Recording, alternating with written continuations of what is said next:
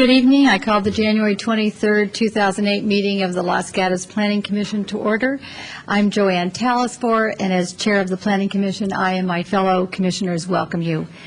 The Planning Commission is composed of citizens appointed by the Town Council to review planning and development issues and to make decisions and recommendations to the Town Council regarding land use matters both in commercial and residential. Our actions are guided by the town's general plan policies, zoning codes, and other standards and guidelines that have been adopted by the Town Council. Thank you for attending tonight's meeting. We appreciate public testimony as we evaluate each application. And a reminder to all of us to silence our cell phones. And with that, Mr. Suda, would you take roll? Commissioner Michichi. Commissioner Bourgeois. Here. Commissioner Sayoc. Here. Commissioner O'Donnell. Here. Vice Chair Kane. Here. Chair Talasfor. Here. And I'll note that Commissioner Rice is absent. Right. I'd like, we're going to do the Pledge of Allegiance now, and I think in rotation, Mr. Bourgeois, are you next in that rotation? Thank you. I pledge allegiance to the flag of the United States of America and to the republic for which it stands, one nation, under God, indivisible, with liberty and justice for all. Thank you. I will need an approval of the minutes of January 9th, 2008, and I also have a speaker card on this subject, and that would be Citizen Ray.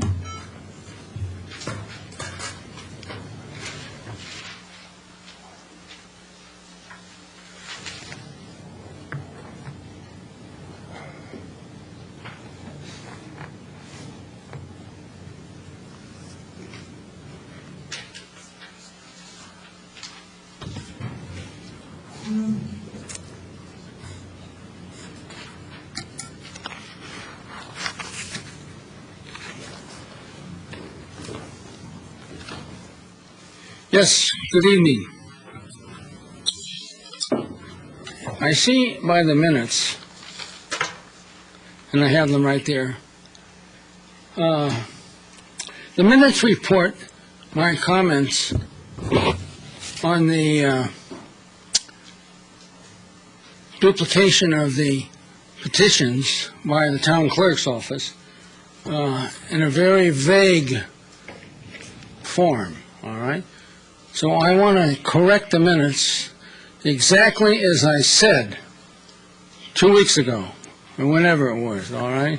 The minutes, if it has any integrity at all, will say that as a citizen I am vitally concerned that the corruption and the criminality that was done by the town clerk office of Los Gatos is not to be believed and not to be condoned.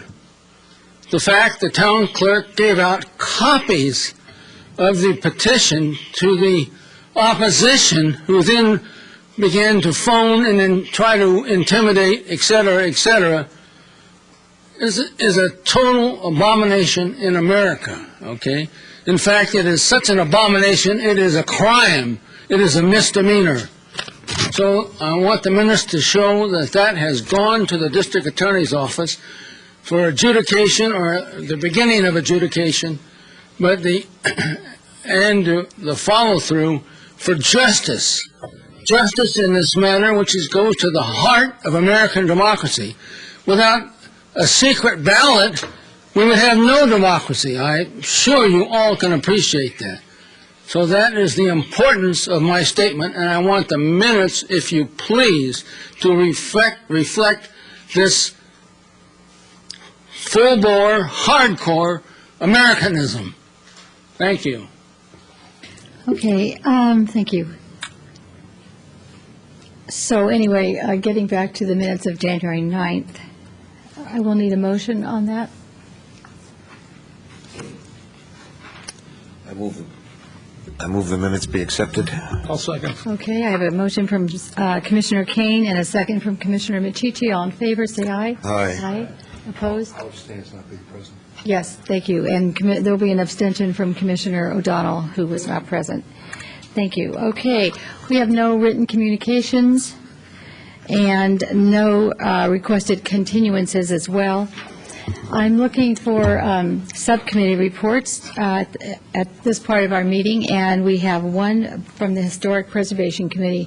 Mariko, or Commissioner Sayoc, would you please Yes. enlighten us? The Historic Preservation Committee did meet last Wednesday for a short meeting. We met on the 16th, and our primary business was to discuss and approve draft changes to the zoning ordinance regarding the duties of the Historic Preservation Committee. Those were approved by the committee and will be forwarded on. And we did look at several other business items, but they were unofficial. They were just residents that came forward for an informal discussion. And as those move forward, I'll report on those houses at a later meeting. Thank you very much. We now have arrived at that part of our meeting that is verbal communications, and this is the time when the public is invited to come and to the podium and speak on any item that is not on the agenda. And if you would, you have up to 3 minutes to speak, and if you would fill out a gray speaker card that you'll find in the back of your seats, and then at the podium, please state your name and address for the record. And the commission, I will remind you, is prohibited by state law from taking any action or discussing any topic. I do have 6 speaker cards here. Do I have anybody else that might be speaking tonight at the public forum? Okay, thank you. So the first card is from Citizen Ray.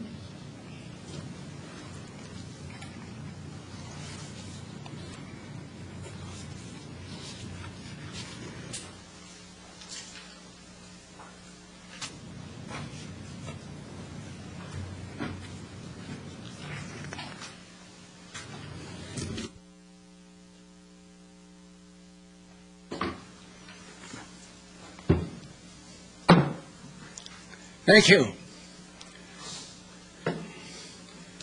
Yes. Reporting on Citizen Ray's comments and thoughts relative to Yes on D. I want to tell you folks, I've been working the farmers market for the last 2 Sundays, meeting with the public, okay? And the response for Yes on D has been overwhelming, totally overwhelming. I've talked to at least 100 people, and there was but 4 or 5 that said no. So if this is any indication, the community is solidly behind the skateboard park for the children. The main idea is to take them off the streets. Streets are for cars. Streets are not for kids. So, and for a few minor bucks, $600,000 is all we got left to raise, okay? $600,000 to the town of Los Gatos is chicken feed. Los Gatos, at the end of November, had $74 million in the investment portfolio. That generates $5 million a year in interest. It's unbelievable how much money the town Gophers have, okay? So we're going to propose to spend a tiny bit for the kids. Thank you. Also, I got a minute or so left, and I'm going to devote it to Mr. O'Donnell. Mr. O'Donnell, you're going to get half my time tonight. I hope you appreciate that. I consider my comments to you extremely important. Mr. O'Donnell, I've seen you in action for the past 4 years, okay? And you have been generally well-spoken in the public interest, in my opinion. But all of a sudden, with your new term and just before your new term, I see a total change in your behavior. At the Ross Creek matter, you acted as an advocate for the developer, in my opinion. Furthermore, you bullied Ms. Sayoc regularly during that public hearing. So, I know you're a real estate lawyer of many years, okay? That means you serve in the list of your clients, developers, okay? And I say it looks to me like your true nature, your interest in the private interest rather than the public interest, has now come forth. So in recognition of your behavior and your actions and your advocacy in public meetings, I now dub thee the town shyster. Oh, he's yawning. The man is yawning. He's going to sleep. Town shyster. Thank you. My next speaker is Rick DiNapoli. Thank you. Mr. DiNapoli.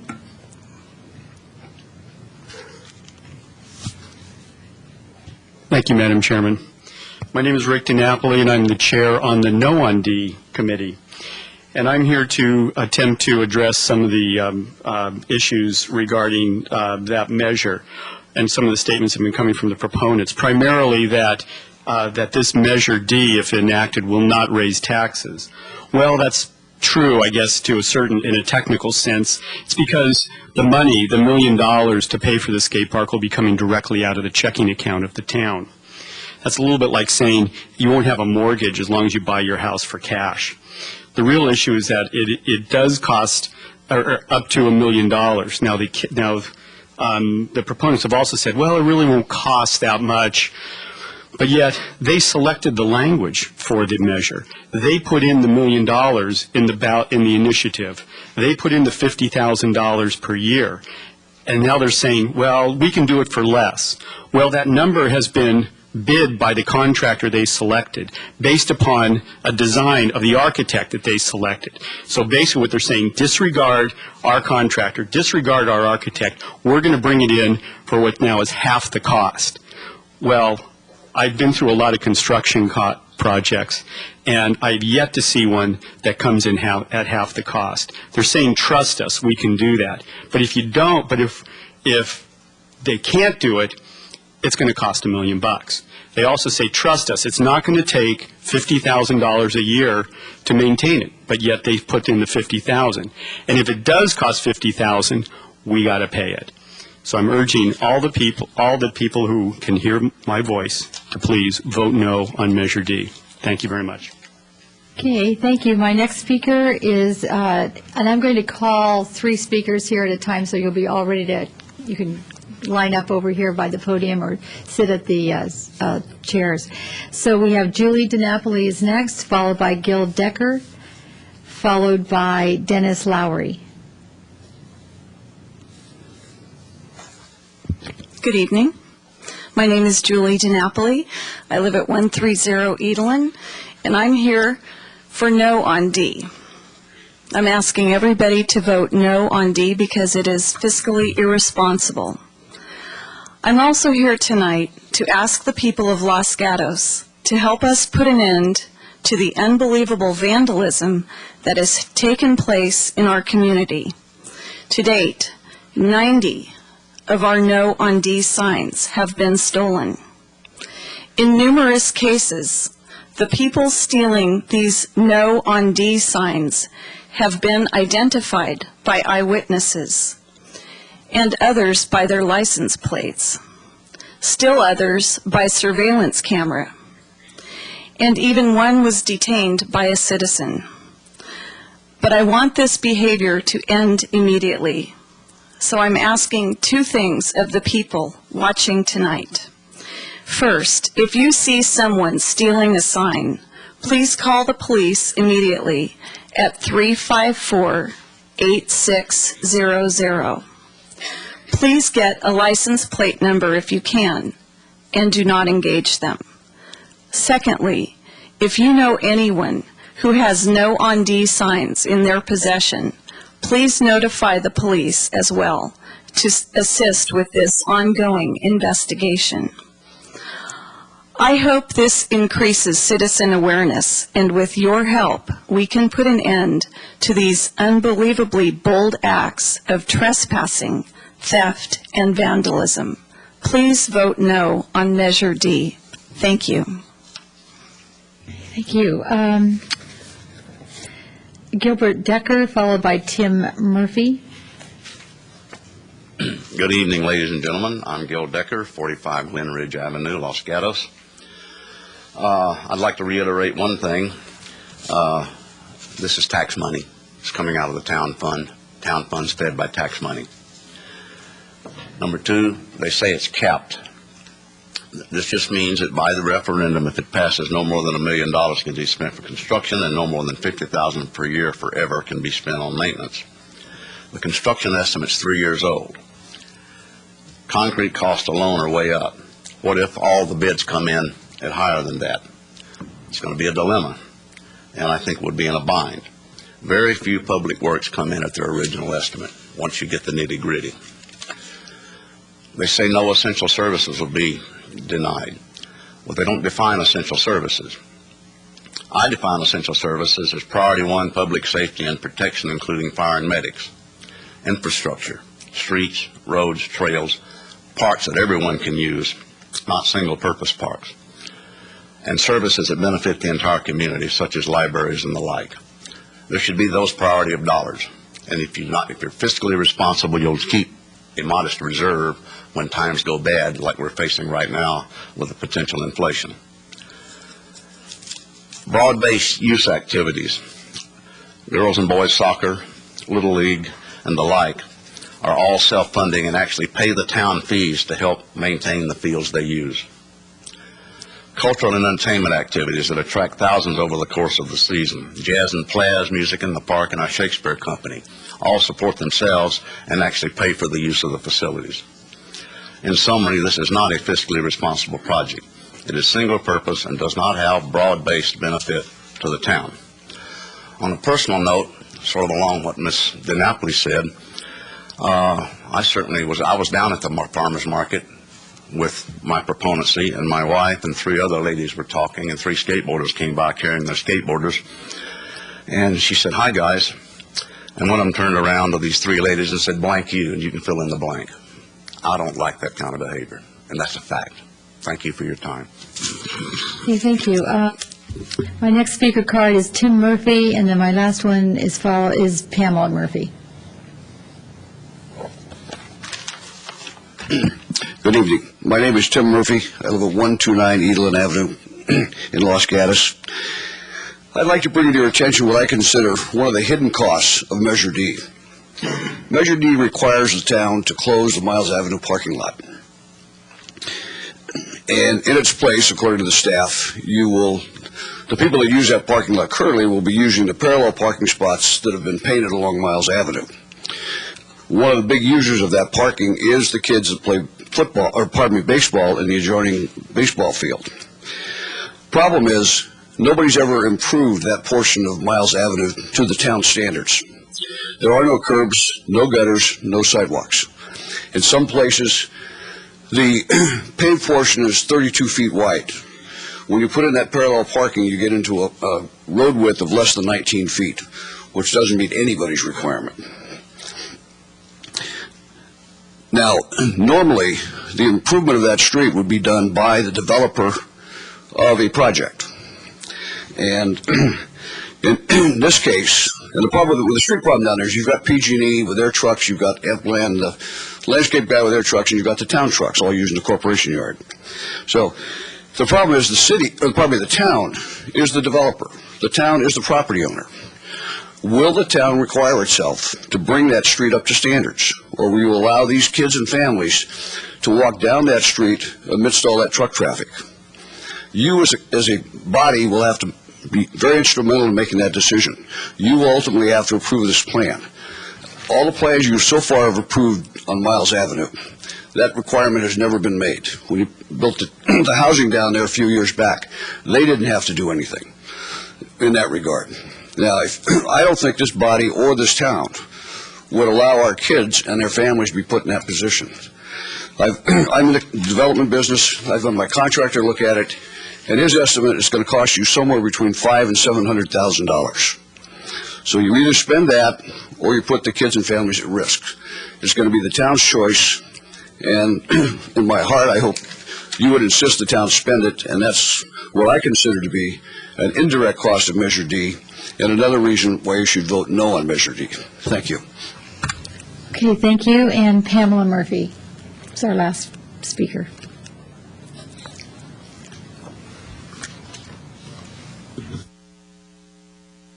Hello, I'm Pamela Murphy. I live at 129 Edelin Avenue, my husband. I'm asking everyone to vote no on Measure D because I am not against the children. I love my children. I have 7 grandchildren. This is not an issue about children. It's about safety and money. I'm urging everyone to vote no on Measure D. Thank you. Okay, thank you very much. All right, we will enter now into our continued public hearings, and we have one agenda item, and to give you further instruction for when you come up to the podium to speak on this, as the applicant, you will have up to 5 minutes to present your application and make any comments that you would think would be helpful to the commission. And then I will announce that portion of the hearing when members of the audience can also come forward, filling out a speaker card, and speak on the issue, and you will have up to 3 minutes. And then I'll call the applicant back up for a 3-minute rebuttal. Okay? Just so we understand how we play here. And not that I probably have to say this tonight, but if you could please refrain from calling out from the audience, applauding, or anything else. It doesn't help us make decisions. Thank you. So with that, I will refer to our continued public hearing of 506 University Avenue. It's a general plan amendment, GP 07-002, zone change Z-07-001, subdivision application M-07-145, variance application V-07-114. And Commissioners, you do have 2 desk items on this application, and I think it would take a few minutes to read those.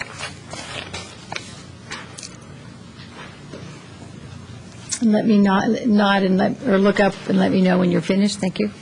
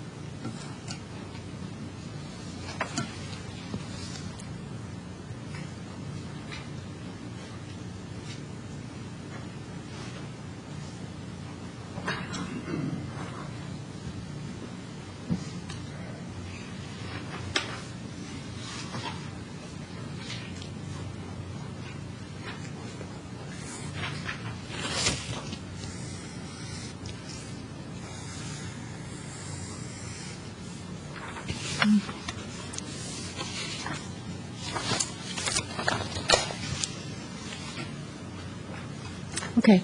All right, Commissioners.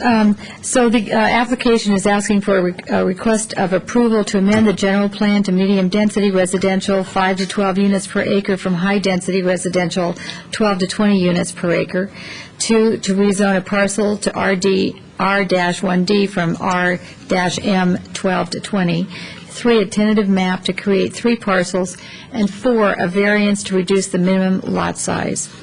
APM number is 529-08-017. The property owner is an Arnich Revocable Trust, and the applicant is Dennis Lowry Capital Ventures. And this is continued from January 9th, if you remember, and I think, Mr. Banks, you have a presentation? Yes, I do. Thank you, Chairperson Talasfor, members of the Commission. This application involves the redevelopment of the site at 506 University Avenue, which is on the corner of University Avenue and Town Terrace. The property is currently developed with a pre-1941 single-family home, a detached garage and storage building. the existing structure, many of the existing structures on the site are legal, non-conforming with respect to setbacks. The applicant has submitted a proposal to refurbish the existing home and construct 2 new single-family homes. The applicant is proposing to rotate the pre-1941 home to place the front entrance on Town Terrace. New fencing would be provided along University Avenues. Those applications are not before the commission this evening. Those can be addressed at staff level pending approval of the applications. The Historic Preservation Committee has reviewed the reorientation of the home and supports the modification in fencing as proposed by the applicant.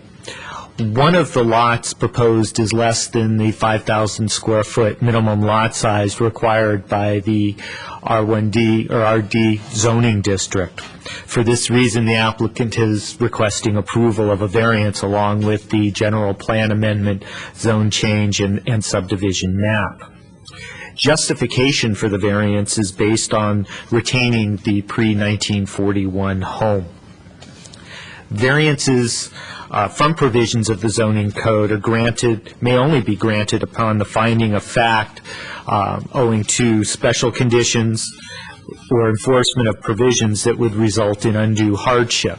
The town has specific findings that are based on specific special circumstances applicable to the property, such as the size, shape, or topography, location, or surroundings, where the strict application of the zoning code would deprive the property of privileges enjoyed by other properties in the vicinity under the identical zone.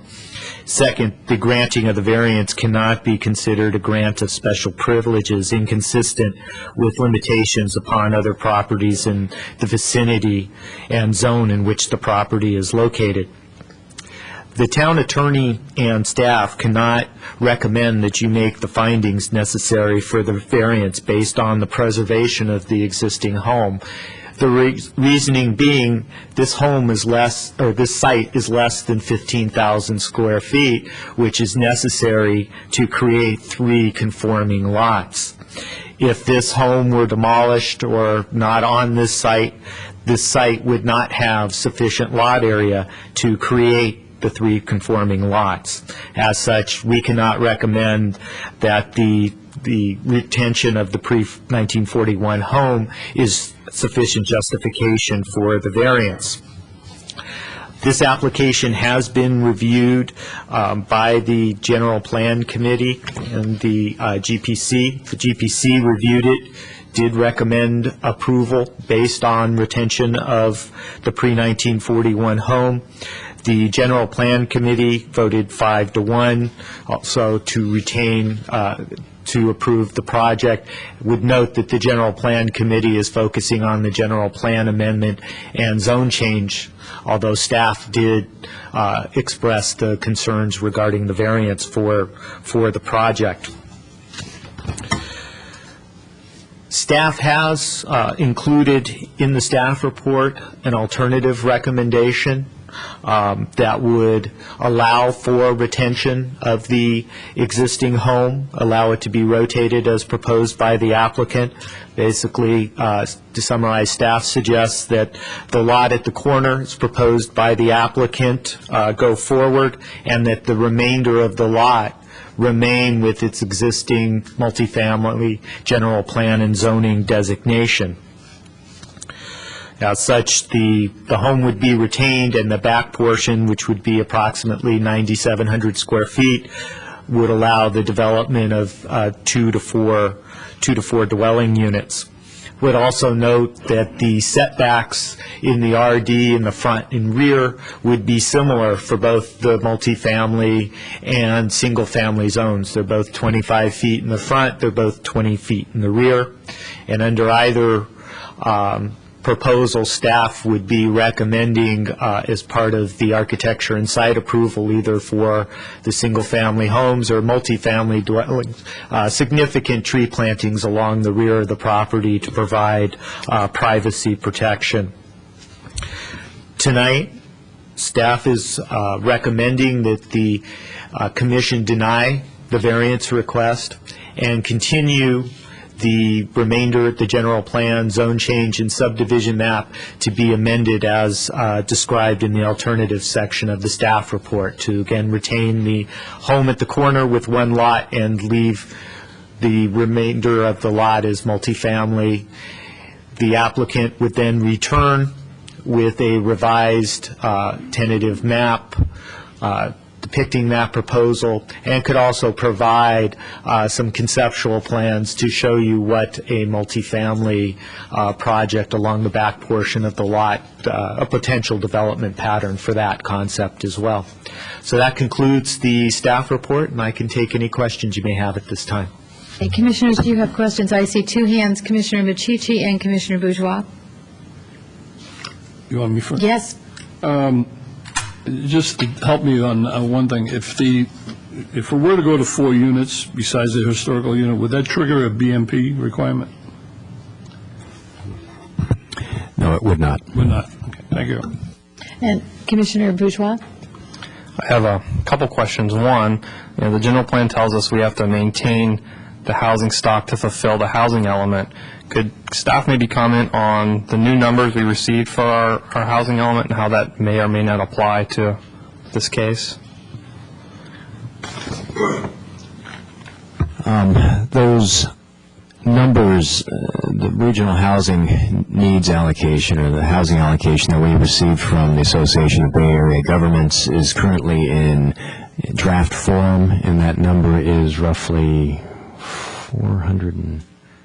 No, the number is roughly 630 units.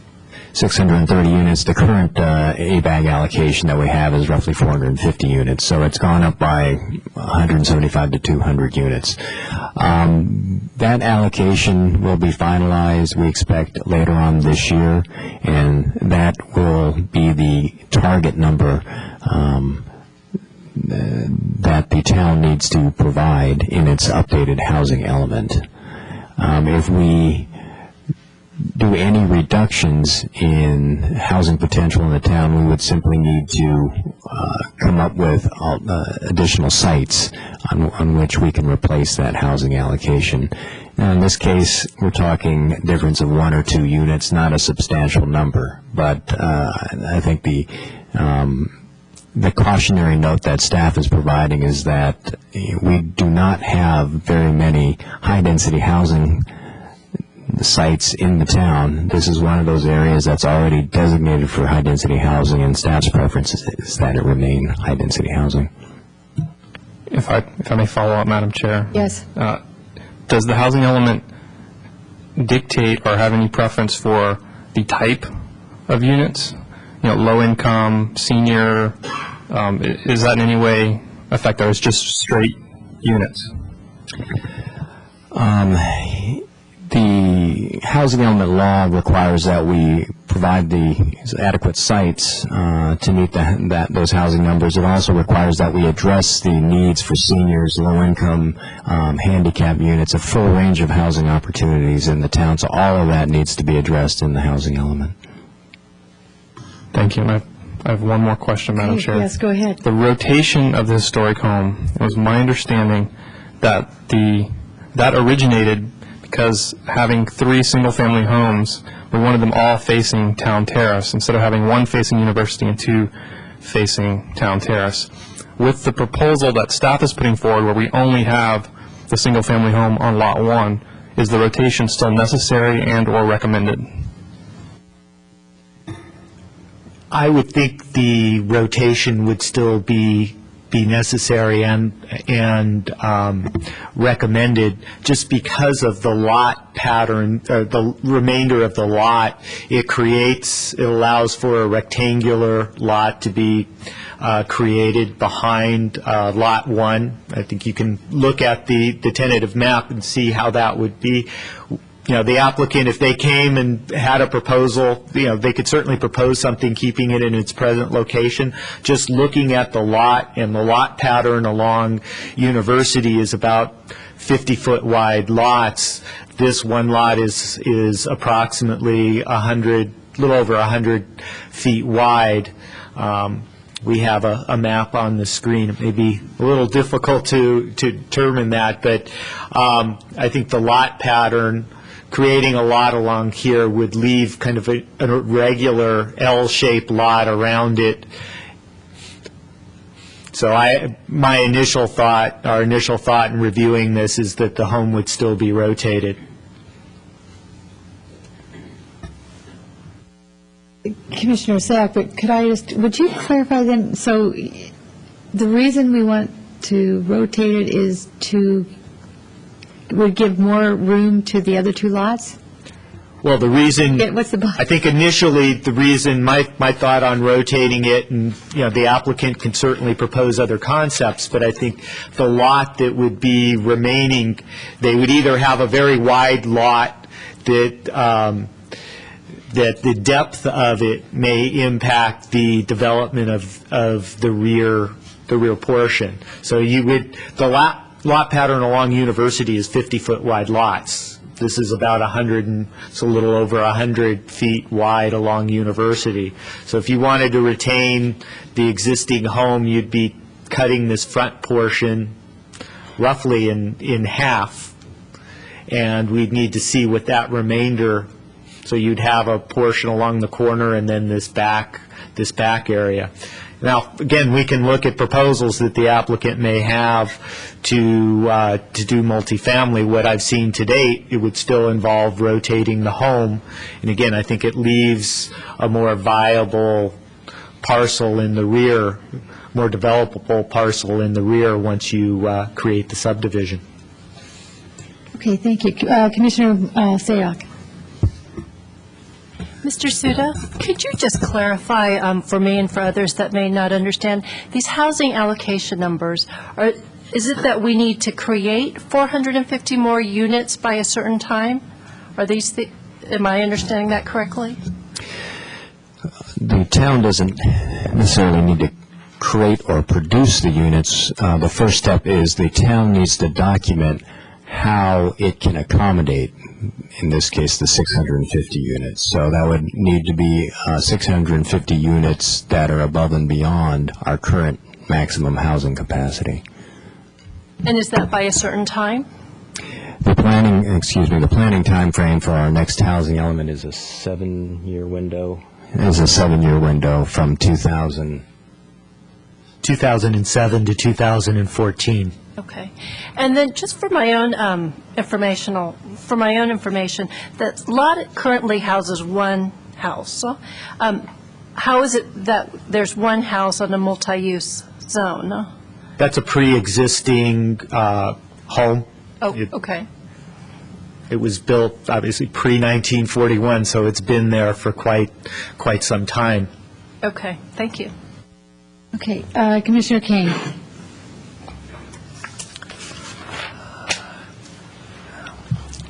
Mr. Banks, since you're representing staff on this, I'll talk to you about it. I don't know if you prepared the report or not. In the second paragraph under background, it says the property is pre-1941, existing structures, etc. And then it says in 2006, the Historic Preservation Committee reviewed a preliminary request to demolish the HPC, felt the house was significant, appeared repairable. Based on the information provided, the Historic Preservation Committee indicated they would not support demo of the house. And then the staff report goes on to other matters. One gets invested in things when one works on them from the beginning, pride of authorship or just investment in a given project. I was on Historic Preservation Committee in those days, and we had 2 meetings on this question, not an en passant treatment either. Len Pacheco, the chairperson, Kendra Birch, and myself, Steve Rice, Bob Cowan, received the architect's design initially. Might have been a change in parties in there, but initially the fellows wanted to knock the house down. We said, no, we can't do that. And what we could do is this, and we started to talk about the fact that this was an entrance to Town Terrace. This was a transition property, that we're going from single homes to apartments. And we were looking at the landscape on University as that hit the eye, a string of one-story houses. We said, we really have to preserve this corner. We didn't say it just this way, but what it was a deal. We thought we could meet the intent of the historic preservation language, the general plan, etc. What we put out at the first meeting, I think it was at the first meeting tentatively, but definitely, that was in August, definitely at the December 2006 meeting, we brought up the concept of 112. And I thought that was so significant that I'm disappointed it's not in the staff report. I didn't call to discuss it, and I should have. But the 112 meant that as we got into the transition of the neighborhood, the historic house would be preserved as a one-story, the house next to it would be a one-story, and then the developer could put in a two-story as that approached the two-story apartments, and the line of sight, instead of being perhaps a sharp 45-degree with the two-story house next to the historic house, would be more of a, maybe a 60-degree, would be more of a 30-degree slope from the original house on the corner to the second house to the third house, which was 2 stories. We did that at length. And I talked to Len Pacheco and Kendra today and said, am I thinking right? You know, it's not in the minutes. Did we really say 112? I remember I said it. I was looking for confirmation. And you get an investment. When you work with the applicant, you come up with what you think is a good idea, and it seems to have disappeared. And I feel, incredible, what happened? Because I think that's a good idea. I'm open to listening to multi-developments and housing requirements, but we had a deal. And so in my listening to, as the case develops tonight, if I'm going to move, I'm going to have to come off that original deal, because I thought that was a good idea, 112. I remember, you know, the simplicity of it is easy to remember, thank goodness, so I wouldn't. But it made sense, it was memorable, and I'm going to ask the architect, who's shaking her head, yes, I have validation, that we had a 112 deal, and it seems to have disappeared. I don't think CDAC heard about it. I don't think the general plan heard about it. I still think it's a good idea, and that's the direction I'm going to move tonight, depending upon the rest of the evidence that I hear. Are you aware of any of what I'm talking about? I wasn't aware of that. There was discussion during the CDAC about how the single-family homes might develop.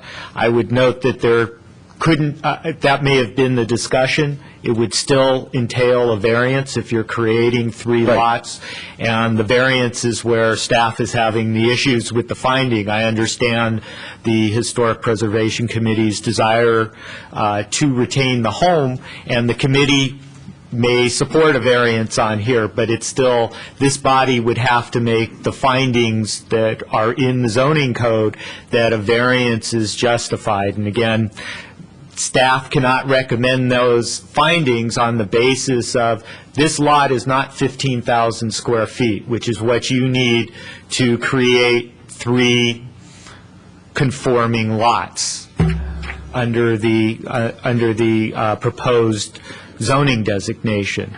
So irrespective of the home being there, it's a lot that conforms to the zoning code now. And in order to create 3 lots, you would need to make a finding for the variance. Yes, sir. I understand it's not 15,000. I think it's 14,999.2 or so. I mean, it's very close. The difference between the two, 14,948. So we're talking 50 feet to prevent the 112, which I think serves the neighborhood, preserves and improves, enhances what is there, and makes it even better. The rotation we gave into because the extra land was needed to do the additional 2 units, or we never would have moved that off of University because of its presentation to the main thoroughfare. But that's historical information I think is very important to the commission. I hope it is. That didn't make it to the minutes, and if there was a change in personnel or assignment, maybe that's why it's not here. Staff was present at both of those other hearings in 2006. So that's where I'll be coming from tonight. I wanted to share that with you. I thought we just overlooked it in the report. No, I think that's beneficial information for the rest of the commission to hear. The summary minutes we have from the meetings are just that. Summary minutes don't go into the type of detail that you explained, but again, the main crux that staff has with the proposal as is being able to make those variance findings, and whether it's 50 square feet or a small amount, the zoning code and the findings for variances which come from the state are very specific. And we're basing our recommendations based on those findings. Thank you. And just one last point about the findings. One of the things the commission must find, and this comes out of state law, is that the variance is not a grant of a special privilege.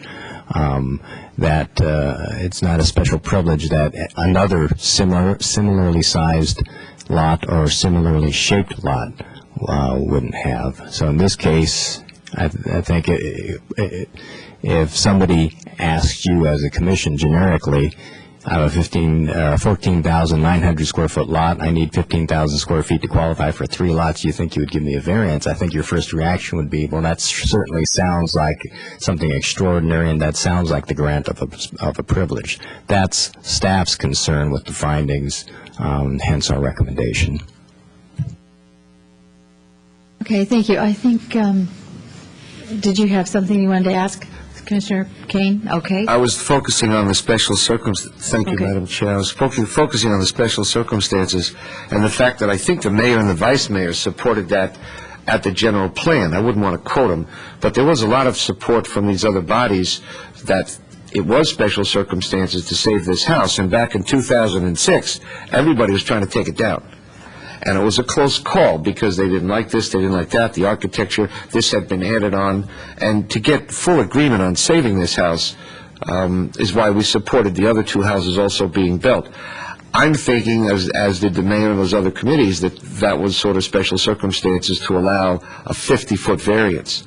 Lord knows we do more than that in the hillsides and other special sacred areas.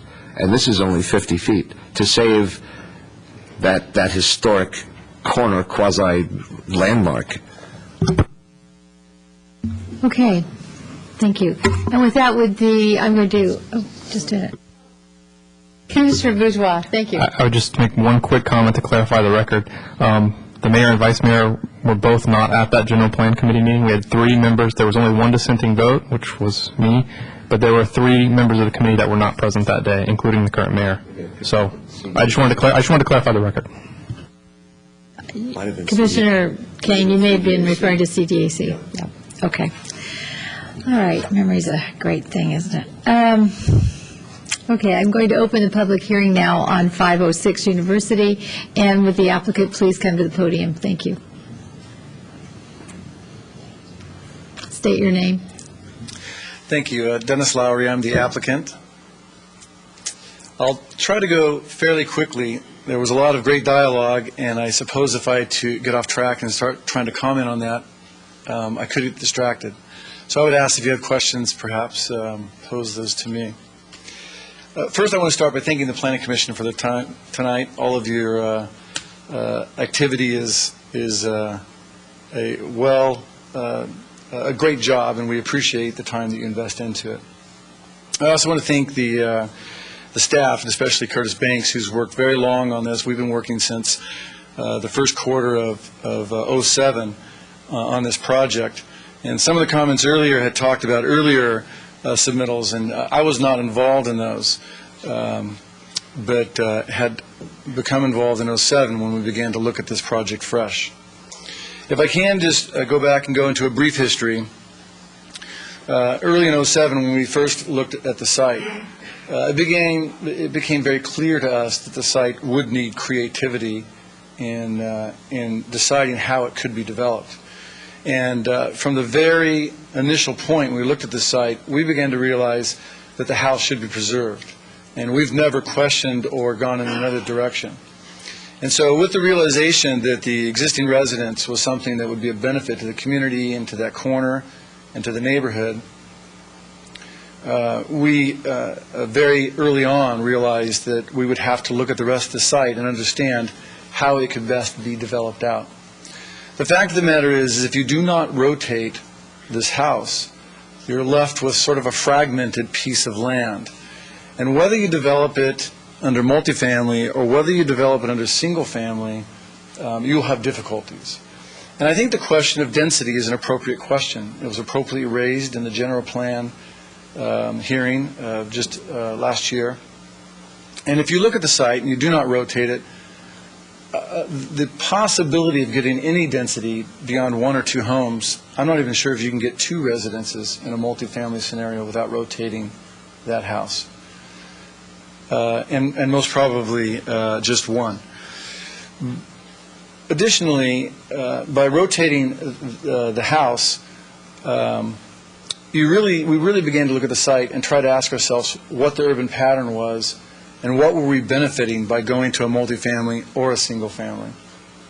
Commissioner Kane was accurate in commenting on the fact that a 1-1-2 scenario was discussed, perhaps earlier before we were there, but in our meeting with the CDAC and the Historic Preservation Committee, it was those comments were added and were welcomed on our part, and we had received them and have not ever thought of anything different. In fact, even last weekend, with talking to the neighbors, we've expressed that we've looked towards 2 single-story, single-family units and 1 two-story, which began to make a transition towards the very large multi-tenant apartment complex as you move down Town Terrace. But real quick, to continue on with a brief history, we knew that we needed help, and so we went to the CDAC and did receive great help in that meeting. And Commissioner Kane was also right that to reference some of the people that were attending in that meeting. We received great direction and support in that meeting.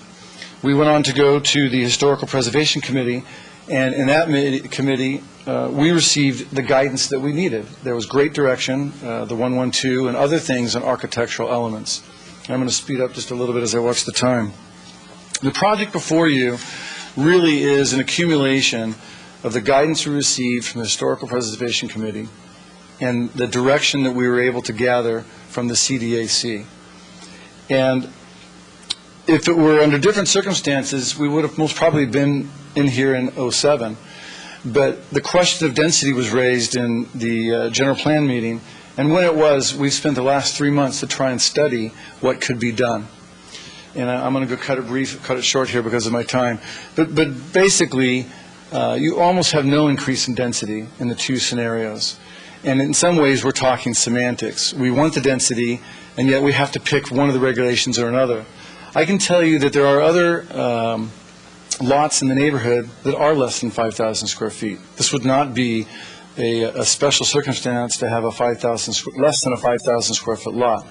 Additionally, I can tell you that without moving it, the cost of moving this residence and restoring it, which is appropriately going to be spent, could not be done. Would you care to finish? Otherwise. Would you please finish what you were going to say? And Commissioner Kane has a question. Thank you. Money's going to be spent. You know, to preserve the house, you have to move it. And in order to move it, you incur an expense. We felt early on that it's an appropriate expense. It's one that ultimately, whether we like it or not, gets passed on to the cost of the development. You can pass it on to the cost of multifamily, or you can pass it on to the cost of single family. But the fact of the matter is, when you're done, you need to move that structure. If you take a multifamily unit, the cost is much harder for it to bear this type of expense, and most probably can't be done. And so for that reason, I think you should consider that as an appropriate finding for allowing the variance to that unit. Thank you. Do we have questions, commissioners, of this speaker? Yes, Commissioner Bourgeois. I just want to clarify that last statement you made. So you're saying that the cost of putting in a multi-unit complex as opposed to 2 single-family homes is so much greater that it does not offset the cost of rotating the house? No, I wouldn't want to say it that way, and forgive me if it came out that way. What I'm saying is in a multifamily product, you have smaller units. You also have other infrastructure problems. You have additional parking that you need. In that additional parking, you're most probably going to build a podium product because you must have not only the parking for the structure, but additional parking. That ends up shrinking the units. As you shrink these units, the cost goes down because it's a smaller house. You expect to pay a little bit more for a bigger house and a little bit less for a smaller house. And so when you begin to add the burden of moving and restoring a house onto these smaller units, it becomes a bigger percentage, or if you will, a greater burden. I can tell you that the single family has become an effective component, and it's consistent, and it supports the urban pattern, and it has the ability to support the restoration and rotation of the house. I can tell you after long study, the last 4 months, and with the patience of Mr. Banks, we've worked on multifamily, and we find ourselves consistently crunched on space, crunched on removing more trees, crunched on trying to find creative ways to make up parking, and in the end, you end up sort of sawing yourself short and having to come back to the same density. And if you're going to have the same density, then you say, what would you rather have? And the last thing I didn't mention would be that the neighborhoods have consistently stated, that the neighbors in the area, the single-family product is really something that they felt was more consistent with what they would want as a neighboring product. Commissioner Machici. Yeah, I'm not sure how to phrase this, but I'll give it a shot here. I think what I've heard tonight is, regardless of our feeling on which may be better, which is more logical, the fact that it's very close to the 15,000 square feet, et cetera, I think what I'm hearing is that we can't make a finding for a variance, okay? And that is a state regulation? Is that what I heard? It's both municipal and state. Both municipal and state. May I ask staff a question in between this one? That being the case, Clarification, of course. that being the case, then the town council couldn't even override it? They'd have to abide by the state regulation? With any, excuse me, with any policy decision, this commission and the council can make a policy choice. The question is whether that's a supportable choice. And it's our position that it's not. Okay, so you're saying it's not? We believe that it's not. That doesn't prohibit a commission or council from deciding So my that question it is, have you understood what we're trying to understand here right now? I do, and to answer that, what I understand, the fact of the matter is that you can find that the restoration of this historical structure, you can find that it does not create a privileged situation. You can find that that is an adequate finding, the fact that it's going to be done, and you could do that. And if you were to do that tonight, and you were to approve that tonight, and it were upheld by town council, it would be approved and it would go forward. I guess I'm really confused. I think I'll search for other legal advice with my favorite commissioner, Mr. Tom O'Donnell. Would you like me to call on Commissioner O'Donnell? I think, Commissioner Machici, you're omitting one fact, and that's the predicate of this. That is to say, if you can make the finding, then you can do the variance. It is not staff's position to tell us whether we can make the finding. We just have to, on the facts, decide whether we can make the finding. If we make the finding, we can do the variance. So we're going to listen to all this, I assume, and then when we close the public hearing, we'll talk about it and see whether we can make that finding. But I don't think it's fair to say they've told us you can't make the finding. I do not believe they told us that, nor do I believe they could tell us. Yeah, that's what I heard you to say, and I think they would deny that, hopefully. You want to clarify for us? Thank you. Yes, as I tried to communicate, maybe I didn't do it clearly enough, it is staff's, both planning and legal, conclusion that the grounds are not there to make the finding. But we don't sit to make those findings. You do, followed up by the city council, to decide whether you can make the findings or not. Just as staff generally comes with recommendations concerning mass and bulk and parking and other issues, staff comes with a recommendation here. That recommendation is what's been presented to us to date.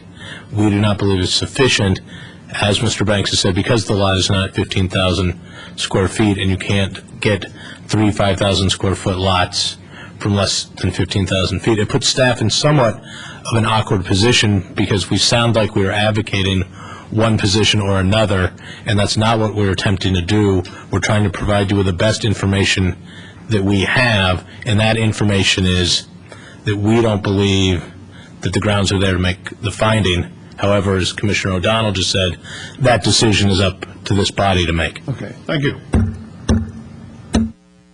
Okay, thank you. And just as a reminder that this variance and subdivision applications are final unless they're appealed, and that the general plan and zone change are a recommendation to town council anyway, so.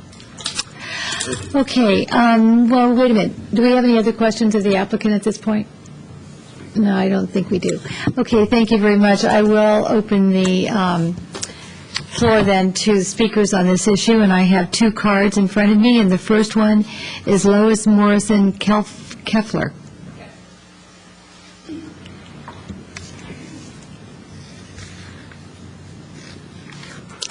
Good evening. My name is Lois Morrison Keffer, and I live at 504 University Avenue, which is the property adjacent to 506. I live there with my husband and my 12-year-old boy. We bought our home 9 years ago in about 3 weeks, is the anniversary date of when we purchased the home. So we have been neighbors of the Arnerich family that entire time until Mr. Arnerich passed away in 2006. We have a single-family home. We have single-family homes now on both sides of us, behind us, across the street.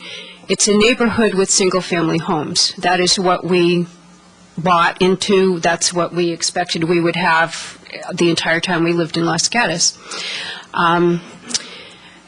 We were not made aware when we bought the home that it was zoned for multiple housing. There was no reason to believe that since there was a single-family home. When we found out it was zoned for multiple housing, we were very concerned. To make a long story short, we did meet with the architect this summer, Sandra Payne, and she proposed the 112 that Commissioner Kane was speaking of. And we like that very much. We would like to see the home preserved. Paul Arnerich and his wife were the original owners of the house. He lived there the entire time until he died. He was a police officer for the town of Los Gatos, and he gave a lot to the community. We'd like to see his home preserved. We think that's a nice tribute to him and to his family. Rotating it and then putting another single-story house next to it and then putting a two-story house next to that, I think gives us more privacy than if we followed the plan that the other folks over there are presenting. My understanding is there would be detached garages up against our fence, so there would be a barrier. Where we now have one home next door to us, we're going to have 3 houses next door to us. That's going to increase the traffic, it's going to increase the noise. Privacy issues are going to be more important. Having the 3 single-story homes really does make the neighborhood more consistent with what it is now, what it has been for many years.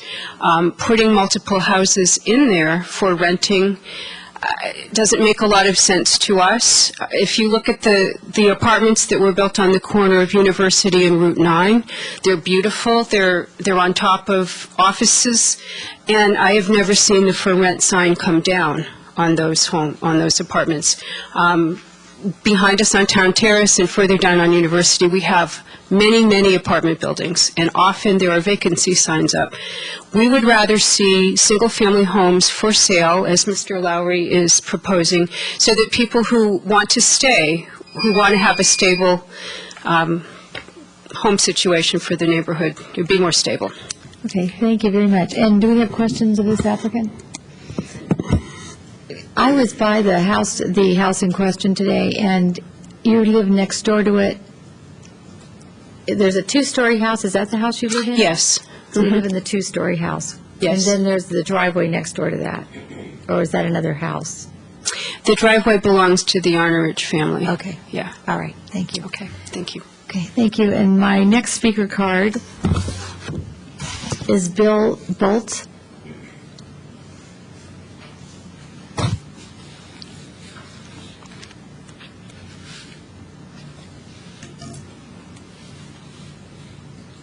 My name is Mr. Bolts. I don't live there. I own 511 University, which is directly across from the house that you're referring to. And I think I'd like to say that the university has become very pretty with all the houses that are being redone on that street.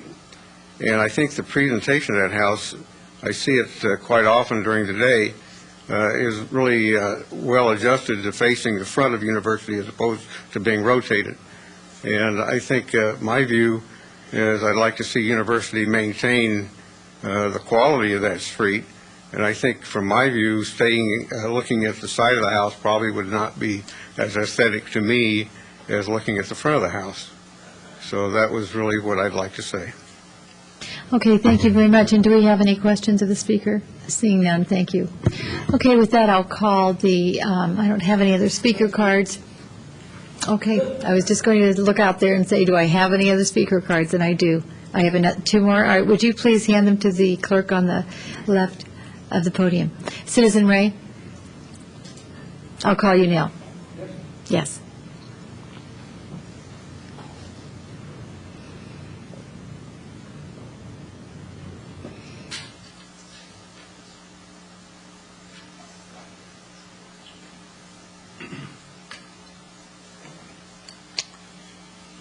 Yes, speaking in the public interest. In my input this evening, and I have nothing to say to our town shyster, okay? The thing that really concerns me about the process here is the fact that the staff has seen fit to make a recommendation on this matter. When I know, and I assume you know, that that is an abuse of their power under the municipal code and state law, okay? I have researched 100% the duties of the Lortz and his group, all right? The town code gives Lortz no charge to recommend. Period. End of story. His duty in these public hearings is to investigate. Investigate only and report. And they have exceeded that, and they make these fallacious recommendations to you, which is an abuse by these employees, and it is ugly. Ugly. So, the duty under the code and the state law is for you folks to adjudicate, take the facts presented, make up your mind what's right and what's wrong. That's how the process works. No matter who says differently, that's how it works. Excuse me. Okay, thank you very much. Did we have any questions of the speaker? None. Okay. Oh, yes. Do we have the town attorney respond to that? We're getting legal advice. I'd like to know if it's correct. I think the best way to answer that question is to reiterate that the Planning Commission night sits as the body that makes the decision, hearing information from staff, from the applicant, and from the public, and answers to questions that they may ask to any of those people. Staff has no authority to make a decision on this. The Commission does. Staff tries to bring the best information to the Commission possible so that if the Commission makes a decision, that decision can be supported at law and cannot be overthrown if someone challenges it. Commissioner O'Donnell?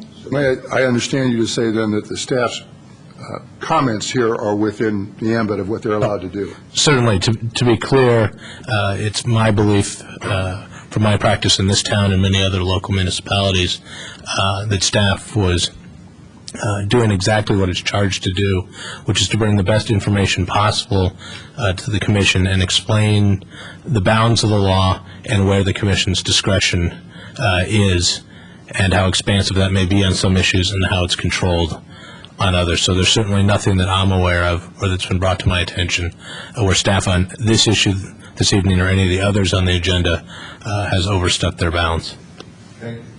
Excuse me. Okay, thank you. And Commissioner Machici? Yeah, I'll ask you more simply. Excuse me, that's a warning.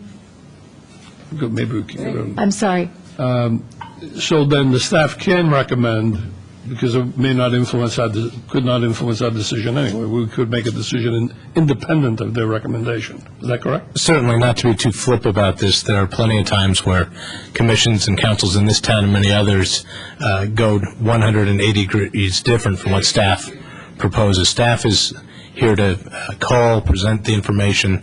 As the applicant stated, there have been many meetings over almost a year with the applicant. The commission doesn't have the time or ability to do that. Staff serves as the commission's proxy, but the commission remains the body that makes the decision. Yes. Thank you. Okay, thank you very much. And with that, I'll call the applicant. Oh, I'm sorry. No, I have another speaker. Anne Marie. I'm going to have you pronounce your name. My last name is Anne-Marie Grigsby. Grigsby is my last name. Thank you. So I'd like to talk about the 506 University that we're talking about tonight. I am actually a new owner of property that is situated at the corner of Chester and University Avenue. This is one of those renovated homes, and we moved recently with my family from the east side of San Jose to Los Gatos. Needless to say, and you probably hear it from my accent, I came from a very tight community when I was living in France, and for me, it has been a dream all along to live in Los Gatos. That dream came true 8 months ago when we actually purchased our home. For me, it is very important, as I'm hearing the staff and everybody talking about this issue, for me it is very important that we start considering what people have to say about the choice they make when they choose to live in a place. And what I mean by that, substantially speaking, is in reality, the choice we made in purchasing this house at the corner of Chester and University is precisely because the feel of the community, the proximity of the downtown of Los Gatos, this incredible possibility of developing, a neighborhood and a feel for, single-family homes and a really safe neighborhood for my 2 teenagers was definitely the reasons why we moved here. When I hear about high-density buildings being part of the University Avenue, I was flabbergasted. I thought all along, perhaps like my neighbor, that this entire University Avenue was, or at least until Town Terrace, was for single-family homes. So it was certainly made, and the house that remains there, the 1941 Revival home that is there, needs to be protected in my view. And I really like the plan that talks about the 112 that I've never heard about before, which is let's conserve and let's look at that transition throughout the street and let's look at a continuation of a single-family home and a 2-story home that would go eventually to higher density home. I think this is the right plan, and I'm asking this commission to actually accept it and approve it. Thank you. Thank you very much. And do we have a question? We do have a speaker. Commissioner Kane? Thank you for talking to us tonight. I understood what you said, and depending upon what I hear from my fellow commissioners, I tend to support what you said. I wanted to clarify one thing you said. Did you say that even in France, all of the people want to live in Los Gatos? Yes. Yes. Did you say? Thank you so much. That's so French. Oh, that's wonderful to hear. Thank you. Do we have any other questions of the speaker? I don't think so. Thank you very much for sharing tonight. Okay, now with that, I don't have any other speaker cards from the public, so I will call up the applicant for any clarifications, rebuttals, and then questions. Just a few brief items.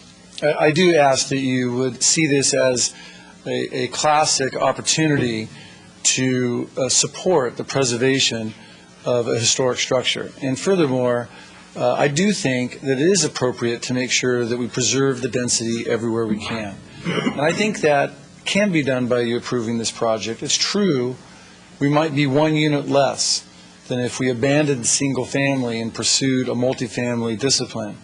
But in the end, I think a single-family product, with the discussions that we've had tonight and the application that's before you, and the preservation of a historic building, is an appropriate grounds or finding to allow a variance to keep these 3 units as a density. I ask that you consider the fact that also that there are other lots in the neighborhood that are less than 5,000 square foot. We're not creating something that's unusual. It does exist. If you do not support the project before you tonight, then the problem that I think that we'll be faced with is that we will go away and we will work up a multifamily product. And when we come back, and if we're able to eke out all of the little components that are necessary to conform to the standards, we're going to hear from the neighbors, the people who live closest, the ones that are contiguous and across the street. We're going to hear that that's not what they want. And so in some ways, it's a little bit of a conversation of semantics in that we can supply 3 units, single-family residences that continue to support the urban pattern. And to respond to the earlier comment about rotating the house, there was some very appropriate feedback from the Historic Preservation Committee that approved some amendments to the plans that allow the side of the house to have a new element that emulates the existing frontage element. In other words, a sort of a side porch. And so it will, in many, many ways, look the same, although not exactly the same, but have a frontage element to the side. And we would love to work to make sure that that was satisfactory. So I ask that you would find tonight to approve the variance, and you would approve the project, and in doing so, allow us to preserve the house and to allow the neighbors to know that they can be heard and their voice counts in communicating what they want to live next to. I have a question for you. You mentioned that you did meet with neighbors, and we heard from neighbors tonight, 1, 2, 3, 4 neighbors, and you also met with neighbors. How many, and just generally their feeling, if you could spend 30 seconds on that? Yes, And thank you for doing that, please. Thank you. I used the previous week, mostly when it wasn't raining, and went door to door and handed out some of the staff reports and some reduced copies of the restoration plans that were the result of the HPC meeting and the CDAC meetings, and the site plan. And anyone who was home, I was allowed, as they had time, to have discussion. I spoke to about 13 different residences, and not one of them said that they wanted multifamily. In fact, they were consistent in saying that they wanted multifamily. They felt it was appropriate, and that they actually had strong feelings about it being anything but single family. Up to that point, we were really open to hearing whatever staff wanted us to do, and even your directions. My problem will be is if you direct me to go back to multifamily, I think that we create a little bit of a disconnect, because I know what it will look like in that next meeting when I come back. You know what it'll look like as far as what the houses are going to look like, or the room? Actually, I do know what they'll look like. We spent 4 months working up every conceivable option.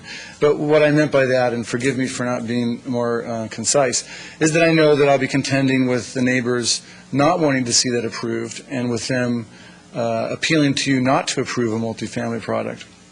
And so that is my concern, is that if we go back to the drawing board for the possibility of one more unit, have we really served our own community over creating single families, which I think do provide a lot in this neighborhood as a gateway. All right, well, thank you. I see 2 hands. First one was Commissioner Bourgeois, followed by Commissioner Sayoc. I just wanted to follow up on that. When you say you spoke to neighbors, did you speak to the neighbors in the single-family homes, or also in the adjacent apartment complexes? And if you did you speak to occupants or owners, or both? I tried to be unbiased. I went in both directions, and as it got late, I would always stop, and so I would knock on doors. I did talk to single families. I sort of went about both directions down University, but the vast majority of the tenants, I did not go very far into the multifamily, because the tenants consistently began to say, I'm just a tenant, I don't own. And I said, well, that's okay. You live in Los Gatos. Your opinion is still acceptable. But they thought single family made sense in some of the renters that I spoke to. But for that reason, it's true, I did not go downtown Terrace into that area. Thank you very much for attending the ones you did do. Commissioner Sayoc. As you're designing your multifamily unit, are you making any distinctions between for sale or for rent, or are you designing it with both in mind? Well, we have, just for your information, designed multifamily. We've spent a few months on that. We've designed single family. We've tried duplexes. We've really designed almost any conceivable product on here.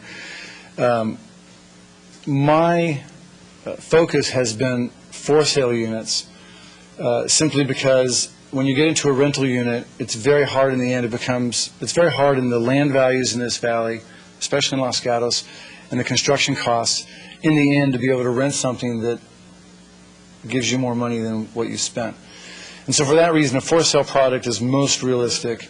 And furthermore, it allows people to sink roots in the community, just like some of the comments we heard earlier.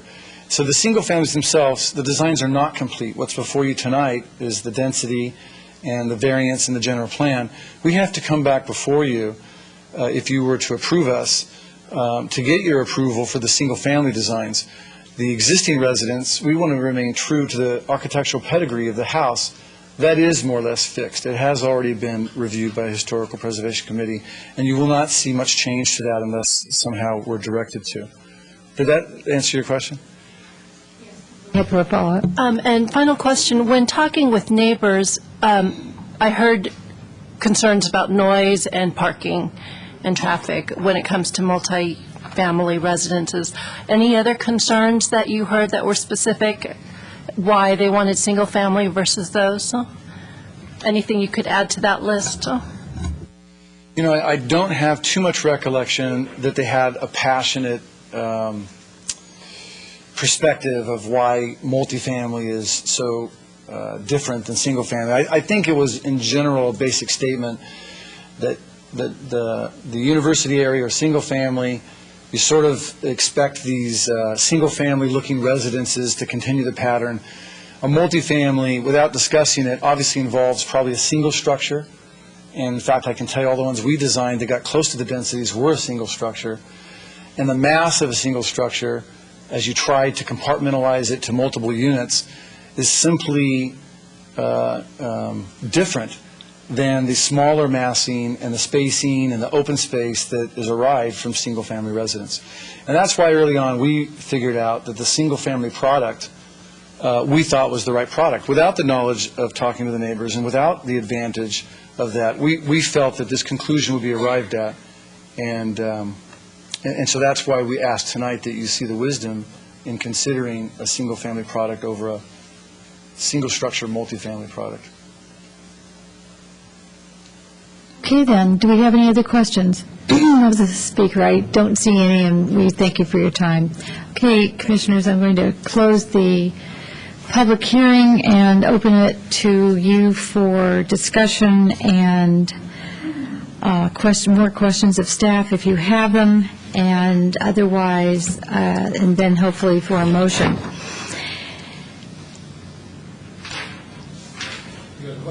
Oh, Commissioner Bourgeois. Well, I'll go ahead and I have some pretty strong feelings on this, so I'm going to go ahead and open up with that. I think when I look at this property, the two things that seem most important to me are, one, protecting the historic home and protecting that continuity along University Avenue. And the second thing that I think is really important is protecting the zoning, protecting high density. We have very few areas in town that are high density. And if we look at our general plan, we look at our housing element, the first goal of our housing element says to expand the housing opportunities for all economic segments of the community through a variety of housing types and sizes, including a mixture of ownership and rental opportunities. And I think if we switch this opportunity in front of us to single-family homes, we are violating the first goal of our housing element. So for those reasons, I think the staff recommendation of accepting the zone and general plan change on Lot 1 and sending it back for the rest of the lot, I think it hits the mark right on. So, and But one thing that has been brought up is the density. We may only be gaining 1 unit, 2 units, but the economic segment of our community that those units are serving is vastly different, and I think that's very important, and I don't think that should be overlooked. So I'm going to go ahead and make a motion.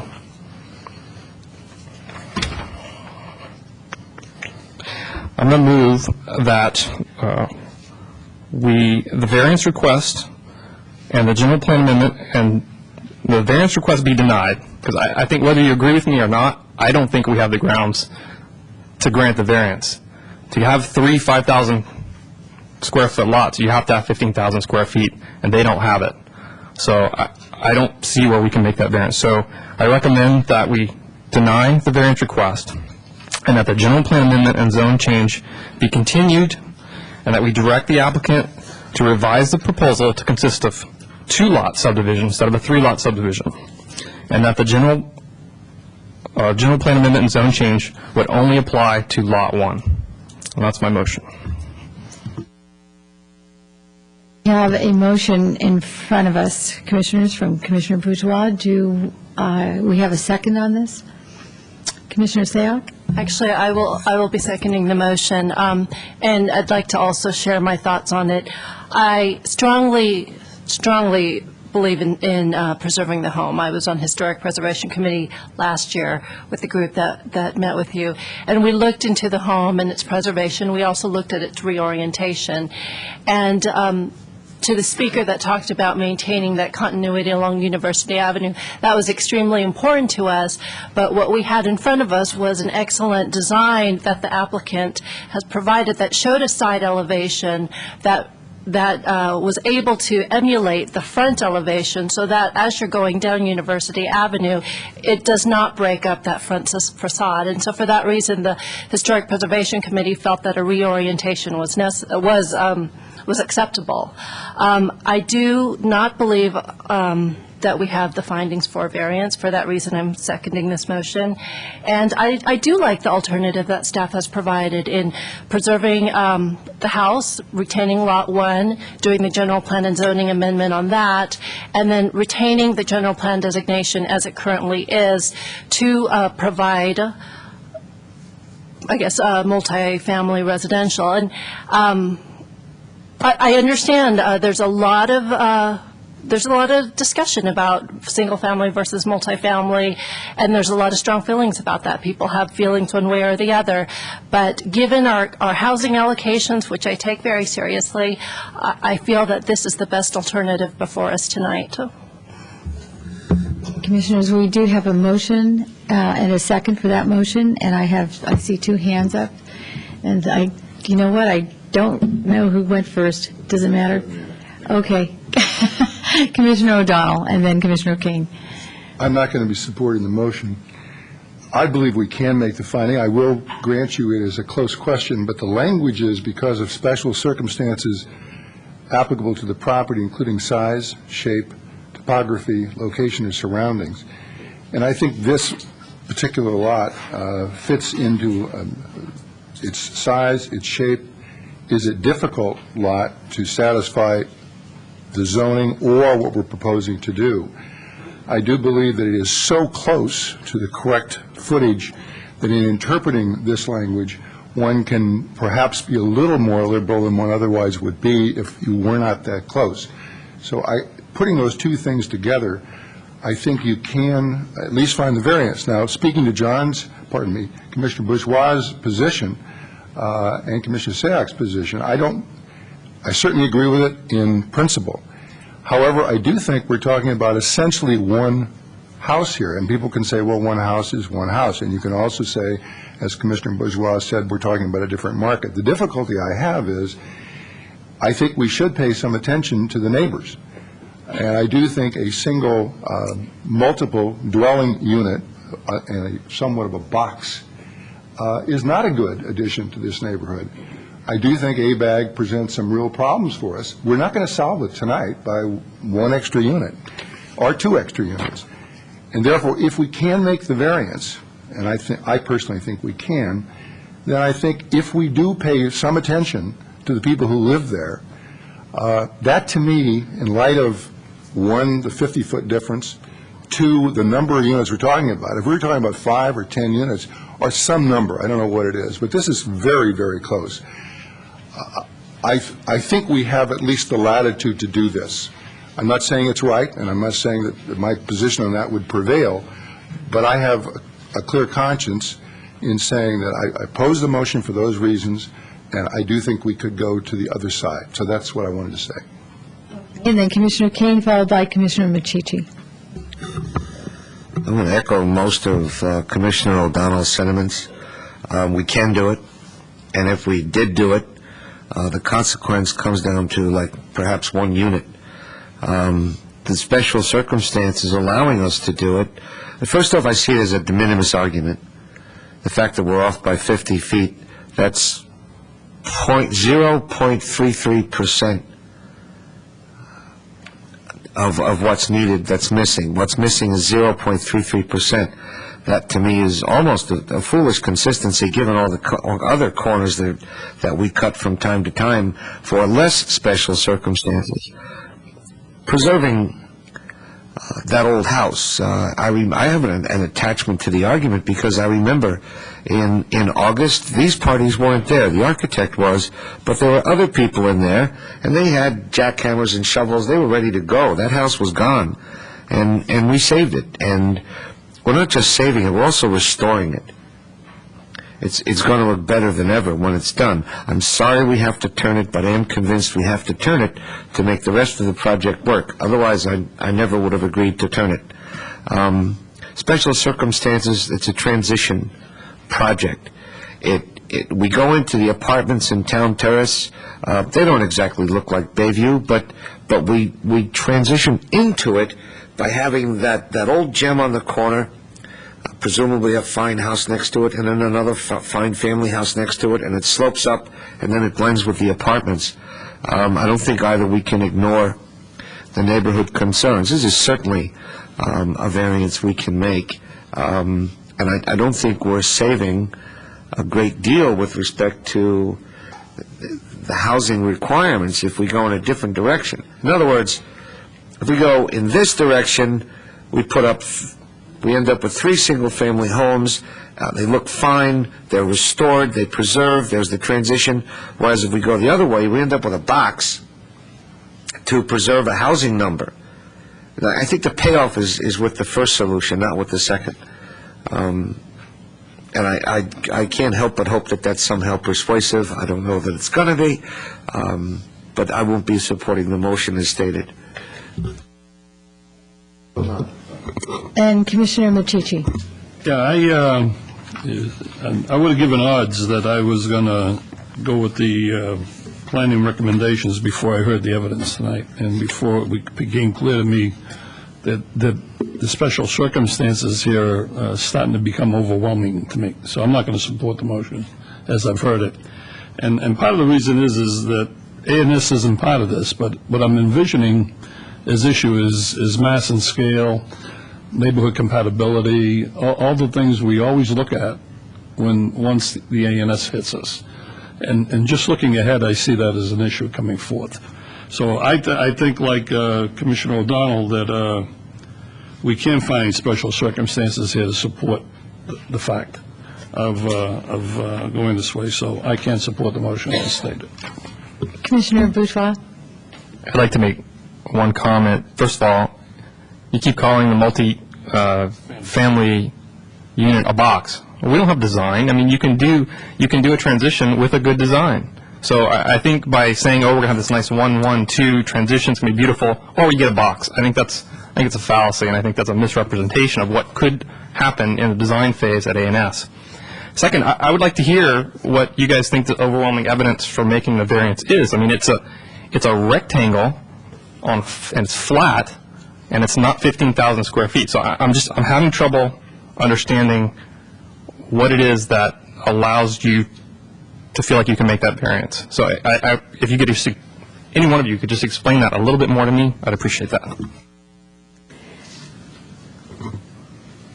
Okay, who would like to jump in here? And I would also like to hear if, Commissioner O'Donnell, you have a special circumstance that you're thinking of?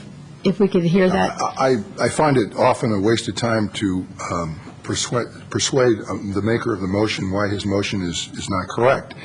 And nevertheless, I have great respect for the maker of the motion, and I certainly don't say you're wrong in your feeling here. What I'm thinking of when I say the special circumstance, and I'm not thinking of special circumstance being the saving of a house, because I don't think under the statute that's what we have a right to look at. I'm looking at simply the physical environment of the lot. And to lay something out here, any way you look at this particular lot, you come up short. And you come up 50 feet short. And I think it is because of the particular size and shape of the lot. And when you look at that together with its surroundings, which I tend to think are single family, if you weigh the size and shape of that lot and you balance it as against its surroundings, then I think, and again, keeping 50 feet in mind, not 1,000 feet, I think the strict application of the ordinance would deprive this property of the privileges that are in that neighborhood, i.e. there are lots less than 5,000 square feet. So without trying to convince you that that is mathematically a correct position, I think it is we don't have to do that. I think it is a defensible position. It is one that I personally find, just as you find your language persuasive, I find that persuasive. Thank you. That actually clarifies things for Commissioner me. Bourgeois does it. Thank you. And I think I will weigh in here right now. I honestly thought it was good. I thought the alternatives that the staff was recommending after reading this was well thought out, and I still do.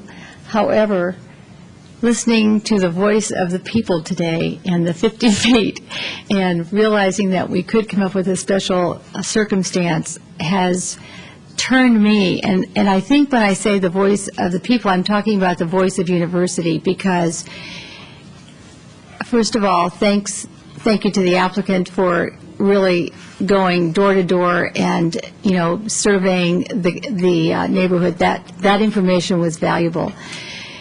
But to hear the people who live there say, I live there, I want to be surrounded by more people like me, it says to me community. And that is something that we're trying to preserve and enhance in our town as community. And if it means that, I thought the multi-unit sounded like a wonderful idea, but in the end, I'm probably going to not support the motion because it is one unit. And when we can have a bigger voice for a community and maybe search for another place for multi-unit and be creative with that, I will not be supporting the motion. I liked the idea, though, in the beginning. Commissioner Bourgeois. Before you call the question, just keep in mind, going from multi-unit to single-family, you're always going to have these arguments. Going from something else to multi-high density is not going to happen in this town. So as we chip away at this, it's gone. I challenge anyone to find a place where we're going to gain back high density. So just throwing that out there as well, so just keep that in mind. I appreciate that. Thank you. I appreciate your passion for it. That being said, for us then,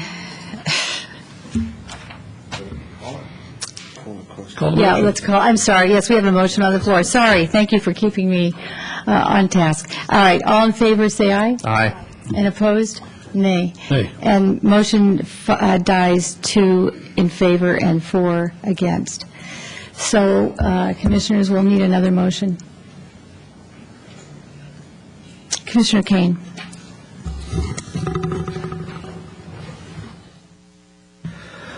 I want to make this a proper motion, so maybe the town attorney can guide me through what is essentially a new motion that's not in front of us in the papers. That one.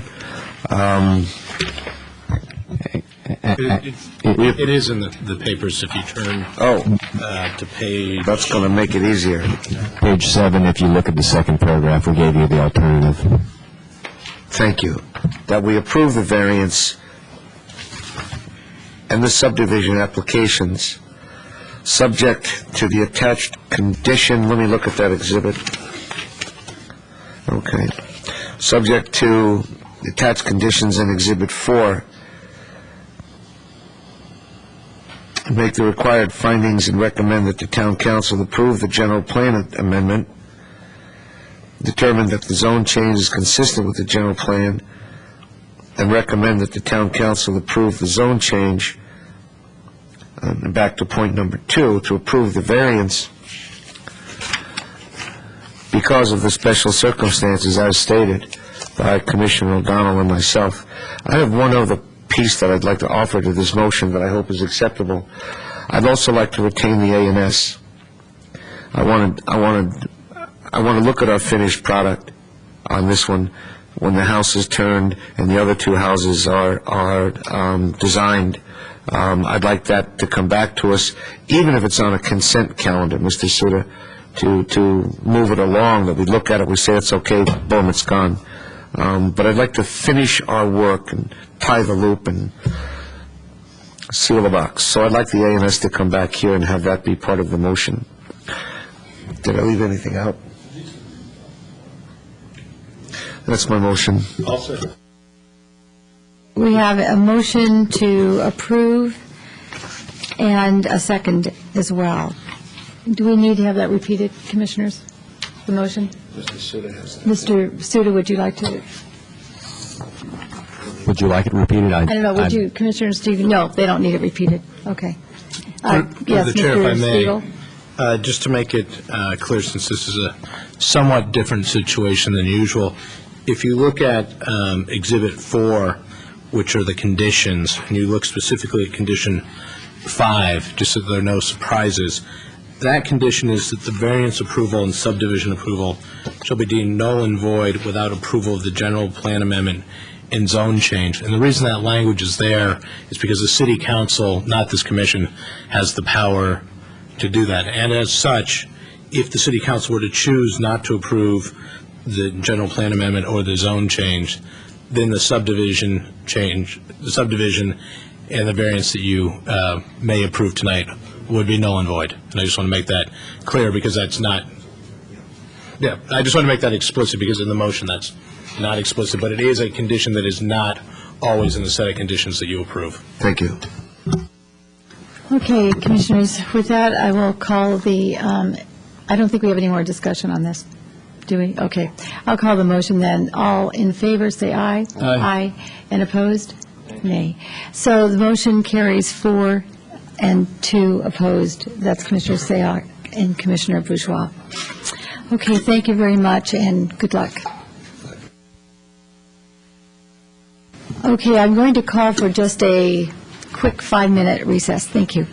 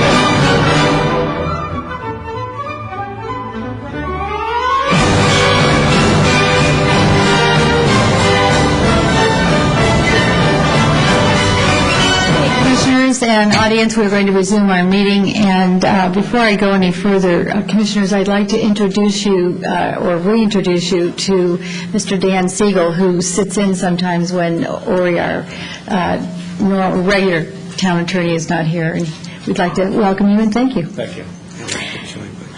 And we will hear from them in a minute. So anyway, we're moving on to our next, where are we? Get to where we are on the agenda here. Sorry.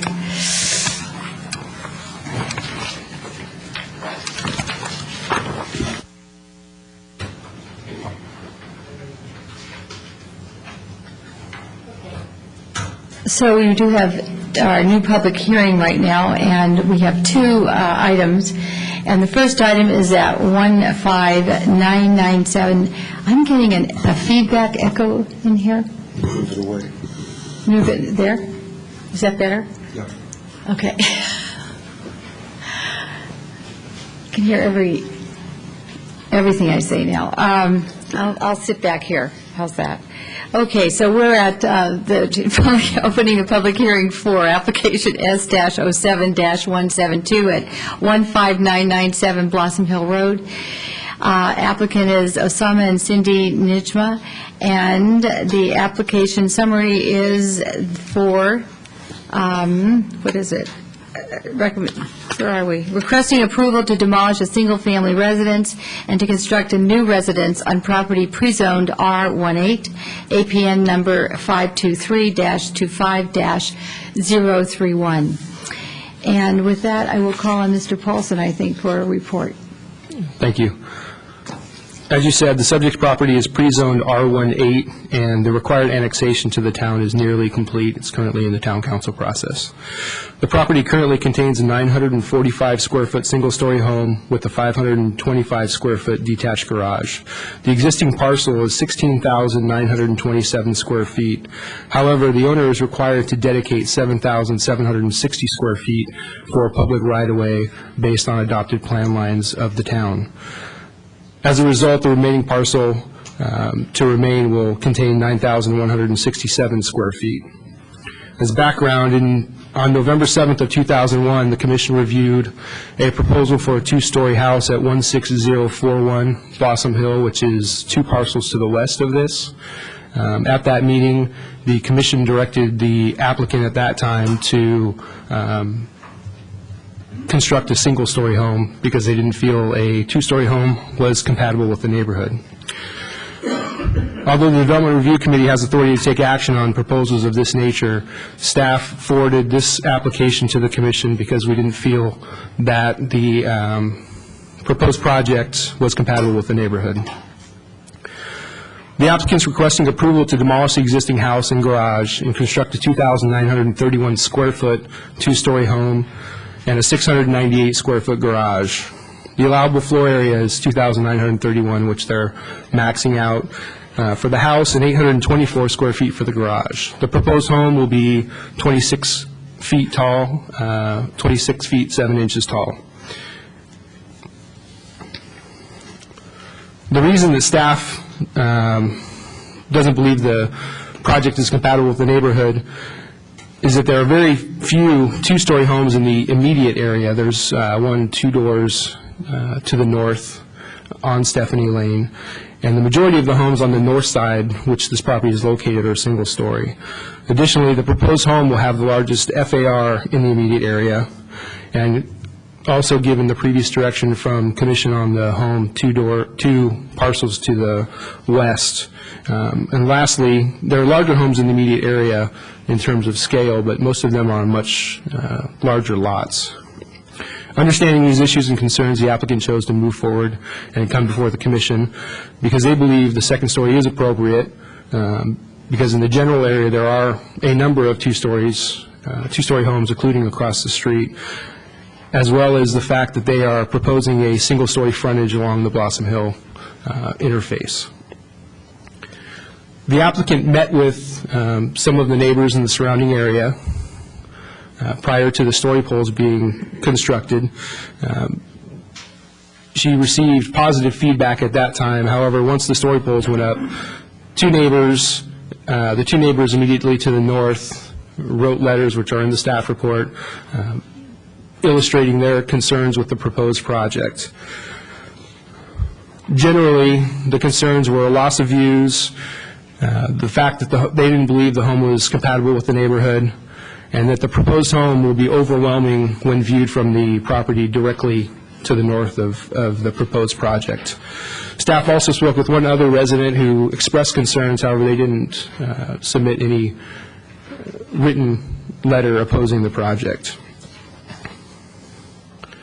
If the commission determines that the proposed home is not compatible with the neighborhood, the staff recommends one of the following actions. Remand the matter back to the DRC with specific direction requiring a single-story home that is compatible with the neighborhood, or continue the matter to a date certain with specific direction to reduce the mass and scale.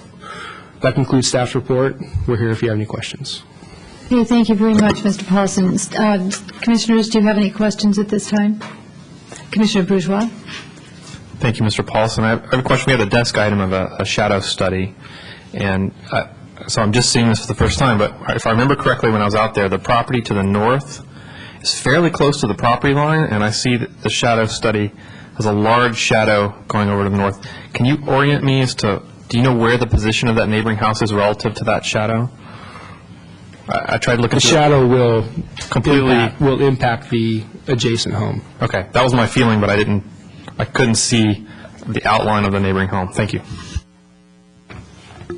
Okay, thank you. And yes, thank you, John, for reminding me. Commissioners, there is a desk item on this. So it's a shadow study. Have you all had a chance to review it? Thank you. Okay, with that, I don't see any more questions, so I'll call the applicant up, and I think Cindy Nijma. Nijma, thank you. Hi, I'm Cindy Nijma. My husband and I own the property at 15997 Blossom Hill Road. I grew up in Los Gatos with my parents, and we've been married for 23 years, and we've worked really hard to buy this property, and I really look forward to building a home there. And the staff has been wonderful. I want to thank everyone. And that's it. I'm looking for a positive outcome in building our home. If you have any questions. Okay, thank you. And I understand that your architect is here as well, and he could also take some of the time if we have questions. Commissioners, do you have any questions at this time? Oh, okay, I see some hands up. I saw Commissioner Muchichi, Commissioner Sayoc, Commissioner O'Donnell, and Commissioner King. You usually ignore me anyway. I know, I didn't this time. You came first. What other alternate designs did you look at here besides this two-story? Actually, originally, we were proposing a basement, but due to cost and the water table in that area being extremely saturated, that one was abandoned. Hence the second story, which is about a third of the building mass. The first floor residential part, and then the single-story wing that faces Blossom Hill compromises approximately two-thirds of the building mass. So we thought, a two-story in a traditional style would be appropriate, given the fact that there's 29 two-stories in the neighborhood, and that we chose not to front on Blossom Hill due to the fact that there is already enough traffic there, and the view of the religious building across the street was not particularly attractive. So we oriented the house to be facing Stephanie Lane because it's a much quieter entrance to the property, and thereby we can eliminate any access, ingress, egress onto Blossom Hill and make that a much safer situation. As far as the height of the building, it is at 26.5 feet.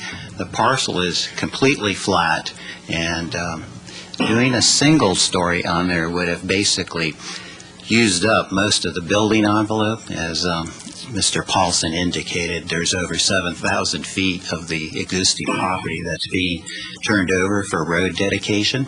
So it left a building envelope that, wasn't very large. So we tried to do a compact footprint that was efficient to build. Fortunately, Larry Cannon your consulting architect up in Sausalito. I've worked with him before over the years, and we get along quite well. His suggestions were taken in a positive manner, and we instituted quite a bit of that. He did have us raise the roof pitch. We had a 3 and 12 roof pitch, which made it a lower profile home, but Larry thought that a steeper pitch would be more appropriate in his opinion, so we did raise the roof pitch on that. As far as other physical amenities, we left a lot of open space around the building. All of the setbacks are more than the minimum requirements all the way around, especially on the Blossom Hill frontage, given the fact that we're dedicating 25 feet for right-of-way plus the required setback. The second-story element that faces Blossom Hill is over 65 feet from the edge of the road, so it's set way back from Blossom Hill.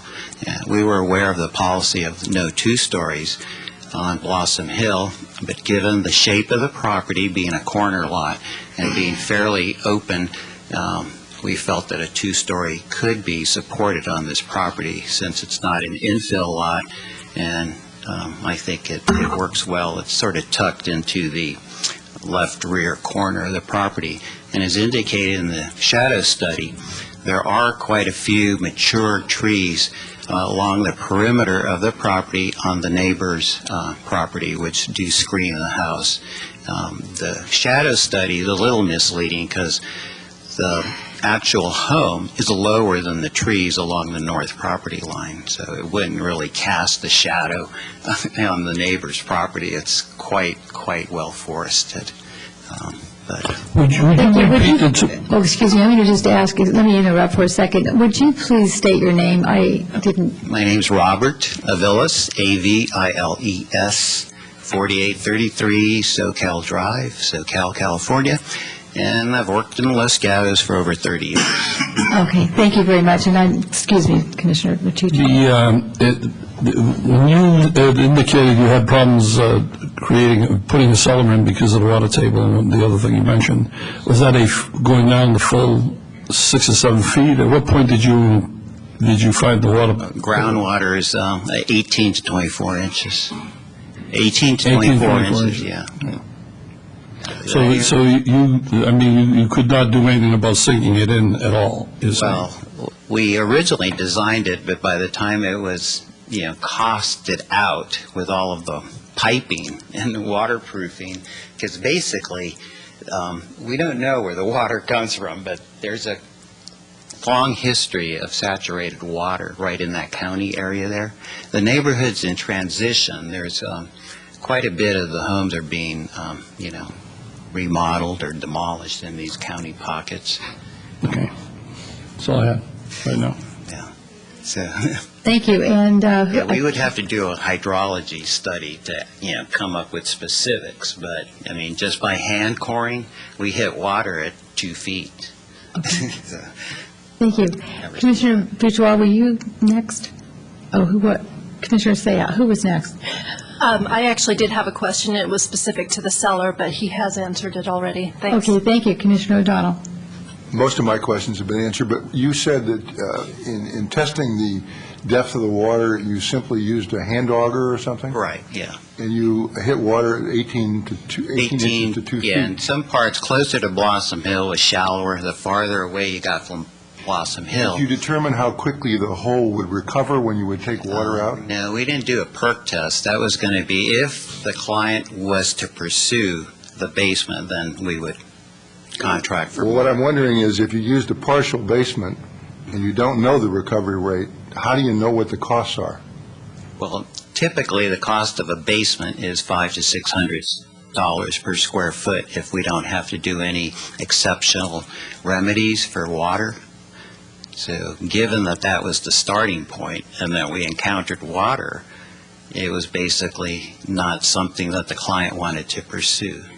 This is the last question. I don't mean to belabor it. I'm just trying to follow you. Okay. The $500 or $600 a square foot is a full-depth basement? Correct.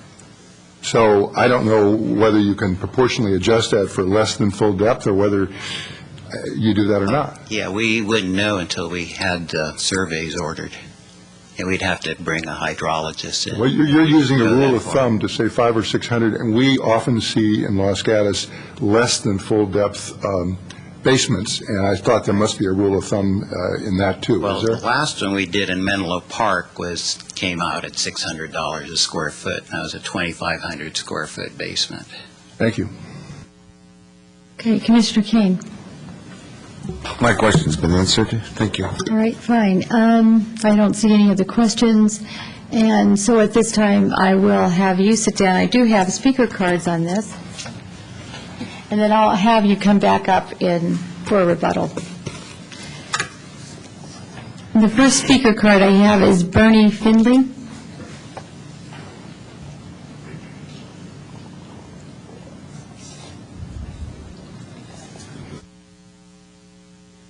I'm Bernie Finley, and I live north of the property, next door to it. And a little note that my wife wrote that I think I should read to you, if you don't mind. This is it. When I walked out our front door and looked up, I was overcome with helplessness, fear, and disappointment at what I saw. I had signed for something that I had never seen. I had changed my mind about signing after I saw it. This lady came around to have to sign about building a house, which we tentatively agreed to because we're just neighbors and it's not our lot and property, without seeing any story poles or without seeing any plans. So actually, we were at fault in signing until we knew more about it. The height of the house from our place, it's appalling. We go to the side up the driveway. Their house is back, incidentally, 8 feet from the fence, and our house is only about 20 feet from that same fence. So only 28 feet from this wall that goes up, it seems like forever.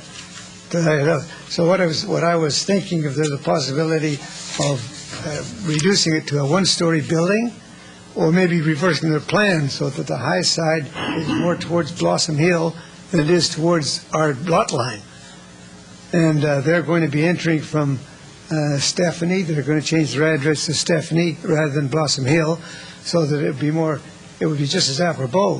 So I'm concerned about the height of the building, not the size of it. If it was a single story, they could cover the whole lot. I'm not here to give an opinion of what they should build on it. But in our way, it blocks off all the sunlight. We can't see any of the hills. We've lost our view, and our house is in darkness on that side of the house. So that's the reason for the concern. I don't want to upset anybody's apple cart, but it's a difficult situation for us to be in. I wish it was somebody else. Thank you. Okay, thank you, sir, very much. And my next speaker is Alan Bettner.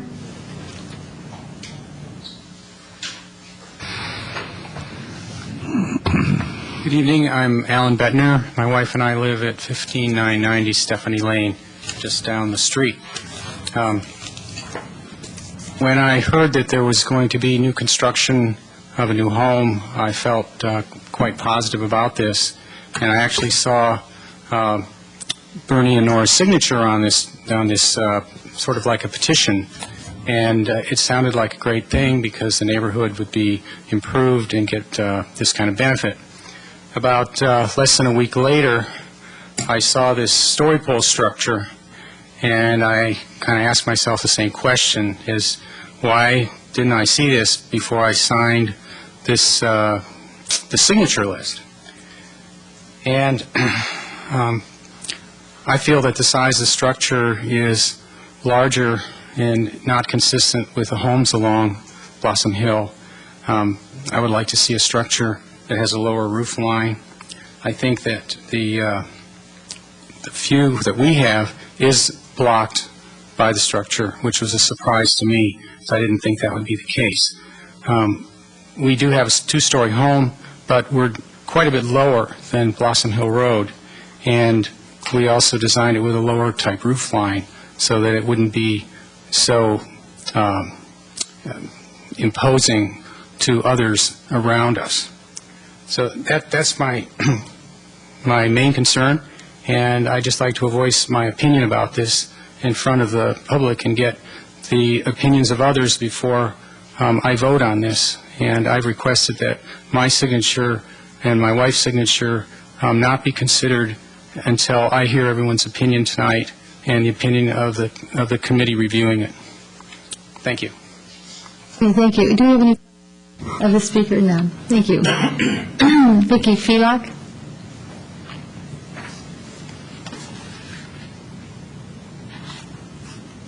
I'm Vicki Felock, and I live right next door at 15965 Blossom Hill Road. So we're the house on Blossom Hill Road, right next to them. Anyway, I have never spoken to either one of them. I've never seen a petition or a signature or anything of that sort. Had it been like the architect over here who brought things around, we kind of would have known what was going on. But anyway, our property has a driveway next to our fence line dividing us, and then our house sits back from that. But what they're proposing is very tall, and if you look up on the plans, what faces us is 11 openings and a balcony. So I just think it's enormous, and there's a lot. Although we have 2 teenagers, a boy and a girl, we're not that exciting, and I don't think they need that much a view of our property. So anyway, that's all I have to say. Thanks.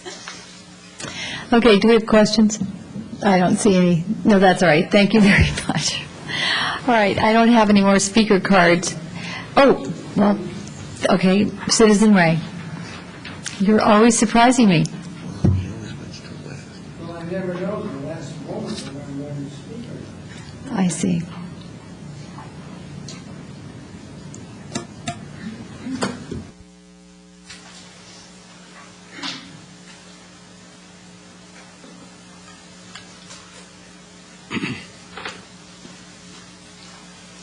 If anyone else would like to speak on this matter, please fill out a speaker card. You'll find them on the back of the benches in front of you. Yes. At the risk of overdoing my argument, but I'm going to make my same argument again, that the statement by the employee, Mr. Paulson, that they recommend you do this greatly exceeds the authority given to them by the town code. And it also greatly exceeds the California enabling laws, because the town code only goes so far, okay? It says investigate, report, don't, and does not say recommend. So that tells me that the legislature has not passed enabling legislation to allow general law cities in the state of California to recommend, to adjudicate in advance without any public testimony, without any discussion of any kind other than their own secret discussion between them and the applicant. And it's an abomination. It is Machiavellian. It is a disgusting corruption of American democracy right smack here in Los Gatos, no matter what the visiting town attorney says to the contrary. Well, I had to have my say. I didn't want to yell out anymore, because I know you'd probably throw me out. So here's my opportunity, okay? You got it.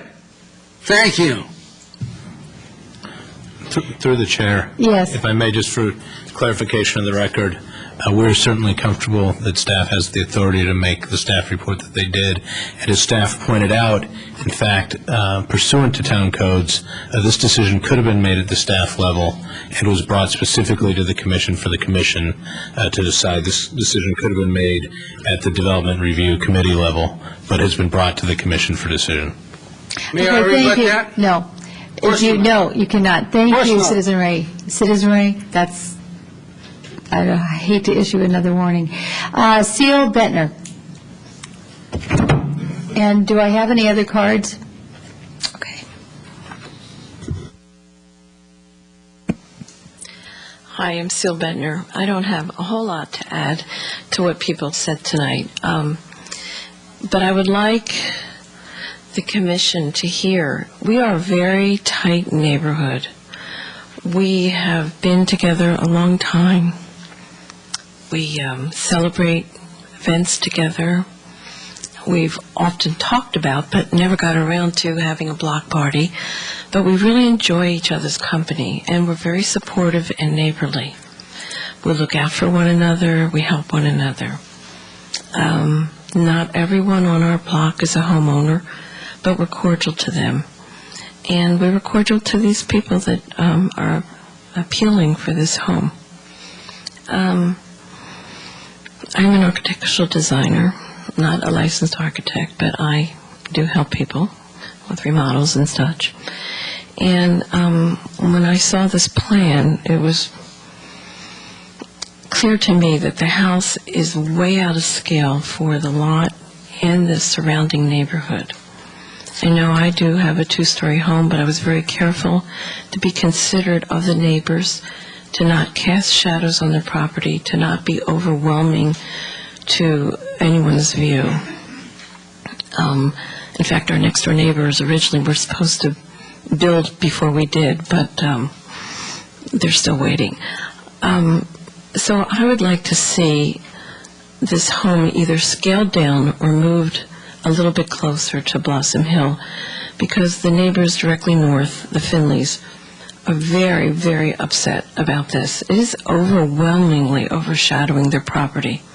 And I know it was brought up in one of the plans that the vegetation was creating quite a shadow, when in fact Mr. Finley has had heart surgery this last year, and normally he maintains his property very, very well. It's immaculate, and keeps the vegetation cut down.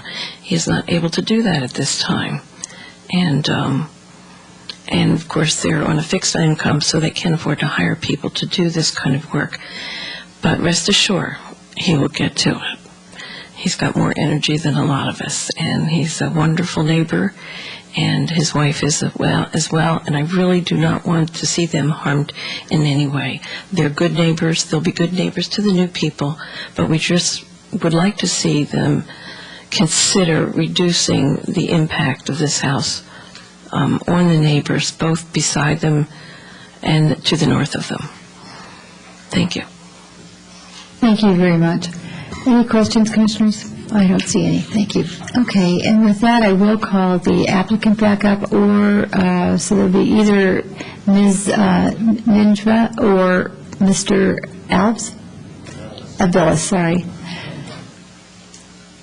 Well, with all due respect to the neighborhood... You have 3 minutes. Yes, I know that. Thank you very much. With all due respect to the neighborhood, the home that's designed is a new home, and I know that they're used to the way things were, and they're not always going to stay that way. The setback on the north side that we've been discussing is over 10 feet. It's not 8 feet.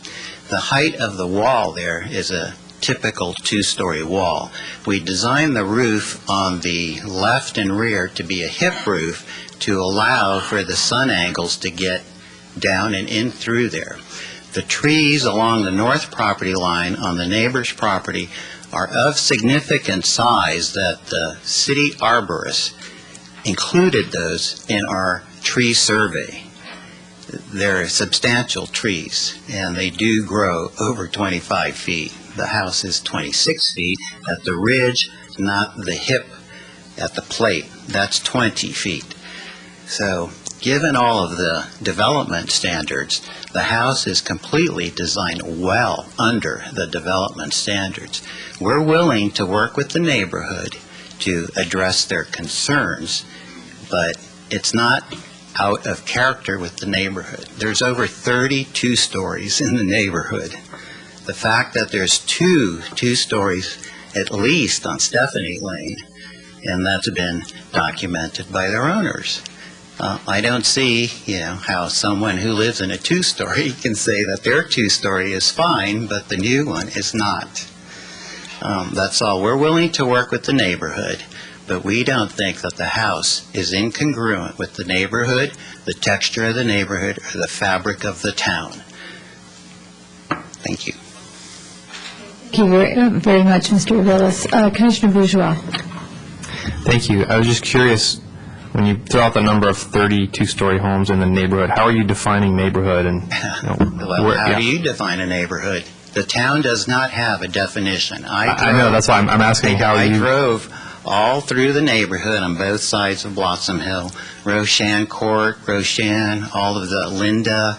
So you're going down side streets off of Blossom Hill, Yeah, as just well like- as up and down Blossom Hill and Stephanie? Just like Okay. Stephanie Lane is. That's what I wanted to hear. Thank you.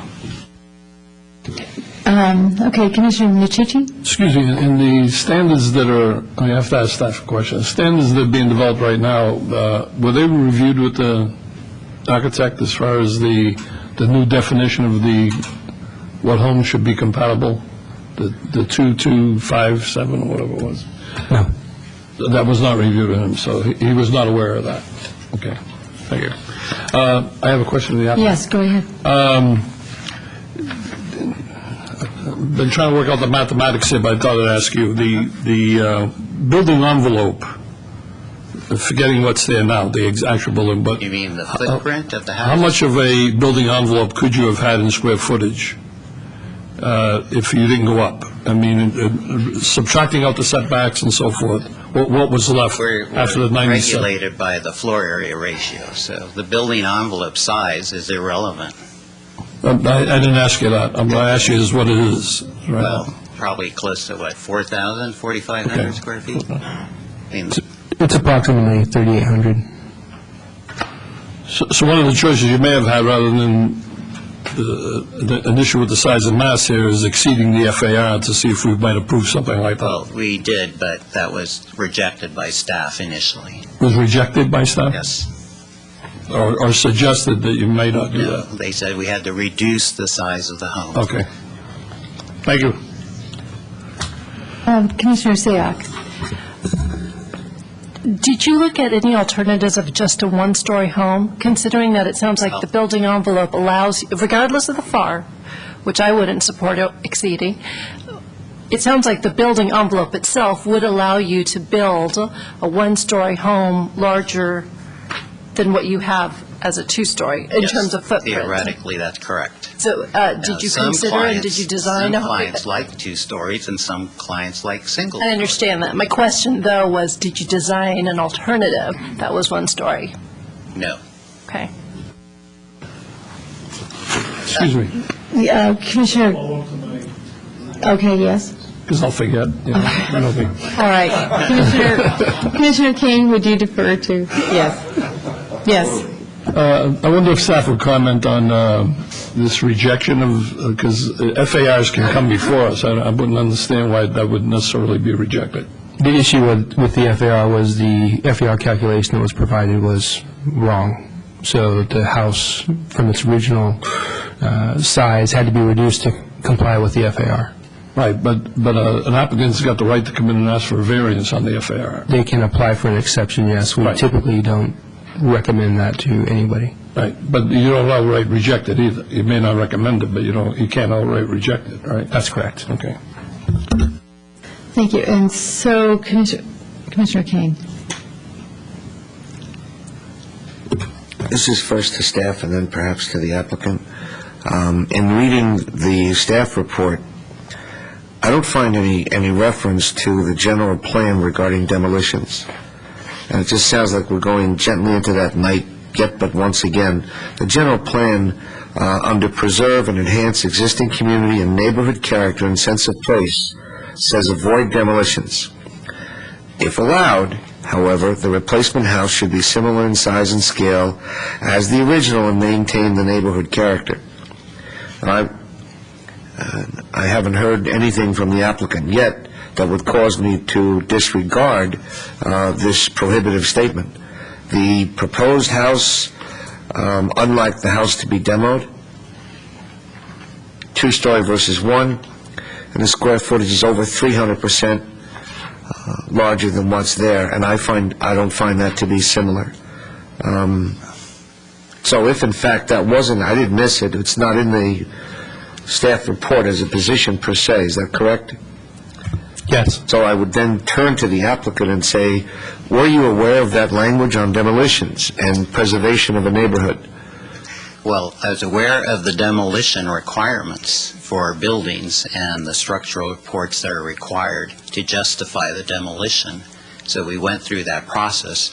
The condition of the building is not what you would call up to snuff. It doesn't meet code. It was built in 1948. It's not in good structural condition, as the structural report references. And to be quite frank, you wouldn't buy a piece of property to build a 900 square foot house on it. I mean, it doesn't pencil out in these days. So that part of the code that you're reading perhaps, may have made sense at some time. But, with the land costs these days, you wouldn't necessarily, go in and demolish a 900 square foot house and build another 900 square foot house, considering the price of the properties, quadrupled or whatever. I mean, I understand your argument. It may be outdated. This is a quasi-judicial procedure. Yeah. The language is here, outdated or not. We went through the process, and staff determined that it was appropriate to demolish the house since it has no architectural or historical or community value. In my opinion, it's an eyesore. Thank you. Hey, Commissioners, do we have any other questions of the applicant? I don't have any. They asked all the ones I had, so. Okay, with that, I'm going to close the public hearing. Thank you very much. And I will turn this over to Commission. Commissioner, Commissioner Machici. Have you closed the public hearing? I closed the public hearing. I guess I'm going to make a comment first that I just want us to discuss it. But this thing was a 16,000 square foot lot at one time. And if I look at 34%, I could build a home in excess of 5,000 square feet, recognizing my only limitations would be setbacks and so forth, right, on a single-family level. Because the town is taking it away, this FAR has been reduced by that takeover, effectively, of the right-of-way. So I think under a special circumstance here, if somebody were to come to me and say, I think I should get an extended FAR because I really got the space around me, it's just that they've taken it away, I'd be inclined to favor an FAR expansion on that basis. So this two-story element to me is just too excessive for the area it's in. And I think we got to look at this as how does he come back with a single story that can satisfy the amount of square footage they would like to have, and keeping in mind that this was a special circumstance that was taken away from them. Mm-hmm. I hear you. Okay, Commissioner O'Donnell. That when the buyer bought the lot, they knew that the property was going to be taken because I assume the lines of the road were clearly spelled out. So if you bought the lot, you paid a price which indicated that you weren't going to get the whole lot. That's what I'm assuming, and I may be wrong, but I'd be surprised otherwise. So I think we have to deal with the lot as its buildable area would have been, because that's what it was, that's what the buyer knew. On the other hand, and I agree with the idea that I think this present building is too tall. One of our easiest solutions is to go down. Apparently that may not be easy here. We don't know if it could go down 2 feet, 3 feet at all. We don't know. Either, I think, does the builder here. We have two recommendations from staff, one of which is to approve with conditions, and I personally don't think that would be helpful here. The second is to continue the matter to a date certain with specific direction to reduce the mass and scale. I would be more comfortable with that, but I would say this. Commissioner Kane raises consistently, he is very consistent about this, that the language that he reads to us of demolition is fairly clear on its face, and yet we and the council, I think, apply it differently. I think Commissioner Kane's reading is literally correct. If I were an applicant, however, I'd be concerned. Does that mean that if you reduce the size and scale, you're going to be held to something like 900 square feet? I would like to say that I don't share that belief, because I don't believe that a person has to tear a 900 square foot house down and build another 900 square house. Commissioner Kane may, and in making a motion to continue the matter to a date certain with specific direction to reduce the mass and scale, if the commission, in its majority, feels that this same house, basically same size, that kind of thing, is what we would hold them to, then I think we're wasting their time too if we simply send it back to reduce mass and scale. So I guess I'm sort of asking how the balance of the commission feels. We now know, I think, how Commissioner Kane feels, you know how I feel, and if their majority were to say, no, it's going to have to be around 900,000, maybe 1,200 square feet, then that would certainly influence the motion I would make. Commissioner Kane. Well, Commissioner O'Donnell is correct. I often make the argument on demolition because I'm a preservationist. But I've never said, Tom, that if you take down a 900-square-foot house, you have to put up a 900-square-foot house. What I've underscored is the word similar. And if in this case, we have a 300% difference. And if a 3-foot guy is walking next to a 9-foot guy, and you think that's similar, maybe you won't play basketball. Similar to me would be reasonable. Reasonable to the circumstance, reasonable to the setbacks, and in respect for the language on preservation. That's what I've always tried to do, was respect the language that they gave us to apply, and we're not that far apart, but I never said 900 equals 900. I agree with you on the guidance, and I agree with the sentiment that I think Commissioner Michichi expressed in terms of another, without capital letters, special circumstance. It's a tough lot, it's a tough situation, but they bought what they paid for. If we could give, I'm not saying I have the authority for this, but if we could give some special consideration to setback on the street side, some special consideration to setback in the backyard, I might be able to see my way to do that, as long as it was similar. But I wouldn't support the application as it is, not at all. And I also want to thank staff, Joel, Randy, Bud, for bringing this to us and not letting it run through the DRC or having the neighborhood up in arms. Thank you for letting us look at this. That I would just agree with Tom, and I'm ready to make a motion along the lines of staff's recommendations. Okay, I have two hands up, and then I'll come back to you for the motion. Commissioner Bourgeois, followed by Commissioner Michichi. Thanks. I share Commissioner Kane's concerns, but I think before we get too far, I'd like to ask staff if they have an opinion on this water table versus cellar issue that might influence how we phrase this motion. So I don't know. I think Mr. Parsons or Mr. Parsons can help us. Mr. Fletcher Parsons can help us. What I do know is that all of the lots on the north side of Blossom Hill Road have water issues. I don't know specifically what the water table is here or how quickly it recharges itself or anything. I just know in general all of the lots on the north side of Blossom Hill have sump pumps in the crawl spaces, drains around them, and there's constant, if the drainage isn't handled in construction, we deal with a lot of neighbor problems. So I don't doubt that what he's saying is true. Okay, thank you. And Commissioner Michichi. I think Commissioner O'Donnell asked how we feel about this similar aspect of it. I think, we've been wrestling with this I've been wrestling with it for 8 years and felt very strong about it when it first happened. But, as I examine the general plan and a lot of the policies and codes that we have, I guess if I decided I wanted to deny something, I could find a group of reasons to do it. And if I wanted to accept something, I could find a group of reasons. So I've developed a trumping system that says what trumps what, right? And if mass and scale is not an issue, then it may trump the fact that it's not 900 feet again or similar in that sense. But if it is, it kind of trumps it again, okay? So I think common sense has to be applied to this because I don't find anything in the general plan that's consistent in black and white all the way through. I just haven't found that, all right? So from my point of view, I'll use my trump system and I would allow something that was dissimilar. as long as it met the mass and scale criteria.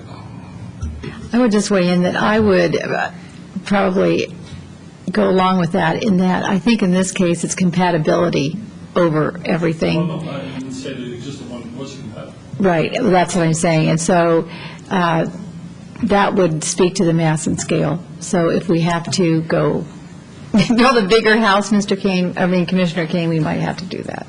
There we go. Okay, that's what I have to say. So do we have a motion here or more discussion, Commissioners? Commissioner Kane, you did have a motion.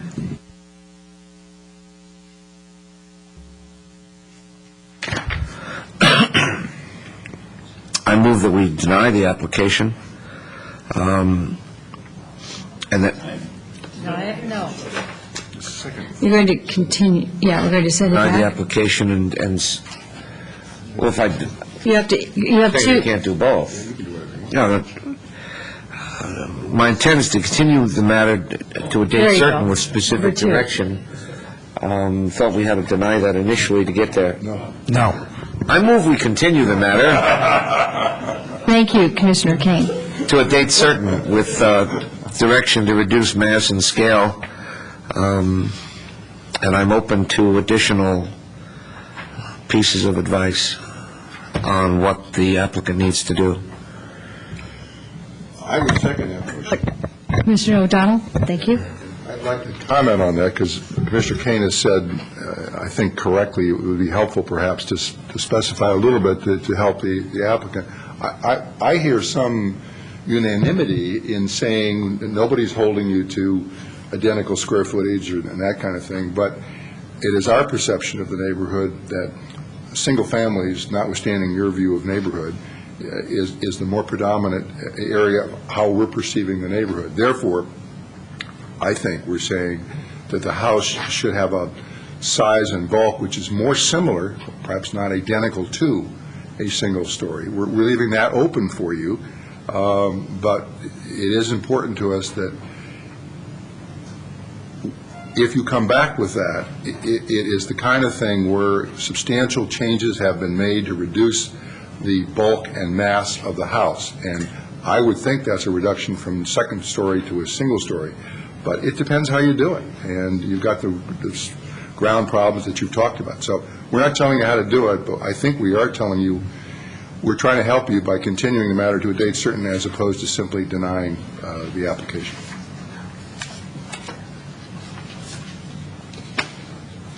Do we want to, through the chair, do we want to give general guidance? If anyone has it. I don't believe we should necessarily start doing design here. I think it's pretty apparent he's got to come back with something major here. I take it for granted the staff will advise them on any FAR issues that exist.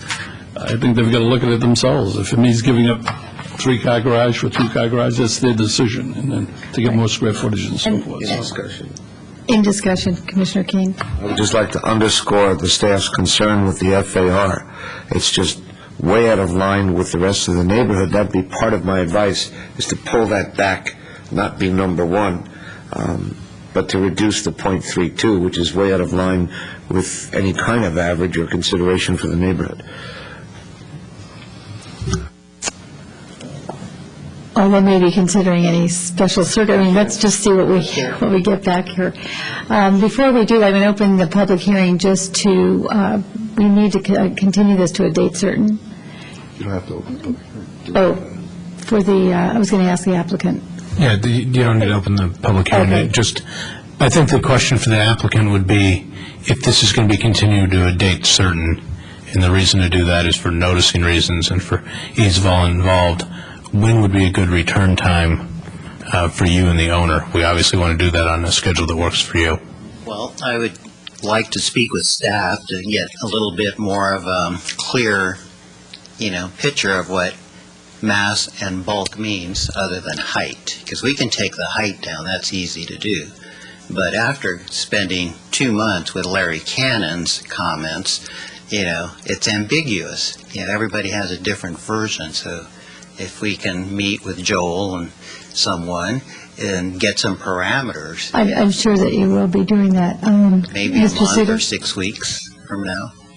Well, let's assume that we're able to meet, Joel can meet with you here within the next few days. Then the question is, what would be a date you would like to return to the Planning A Commission? month to 6 weeks. 4 to 6 weeks.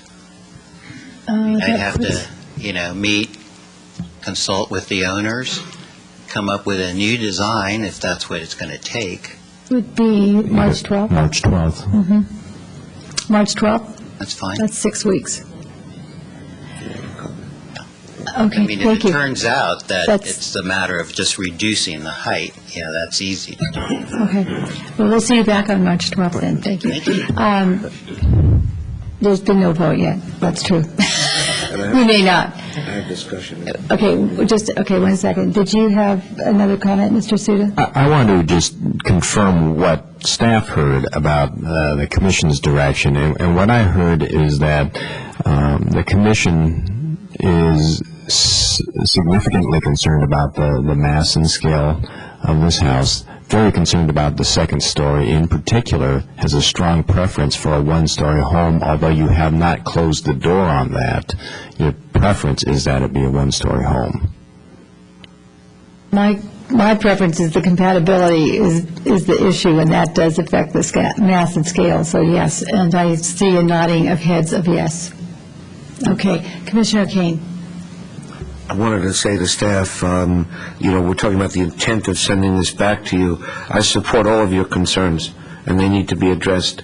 But one of them that's not listed is one you brought up earlier that I would use as a guidepost, and that's to involve the neighbors and try to reduce the fear that I heard today, that their quality of life is going to change, that shadows will envelop them, that the hillside view will be knocked out, all of which are big concerns for me and other commissioners. So making peace with the neighbors, we've suggested this on past applications, and it's worked, and I'm suggesting it strongly on this one.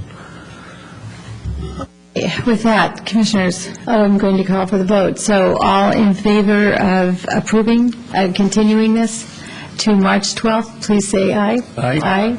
Opposed? None. Motion carries 6-0 in favor of a continuance to March 12th. Okay.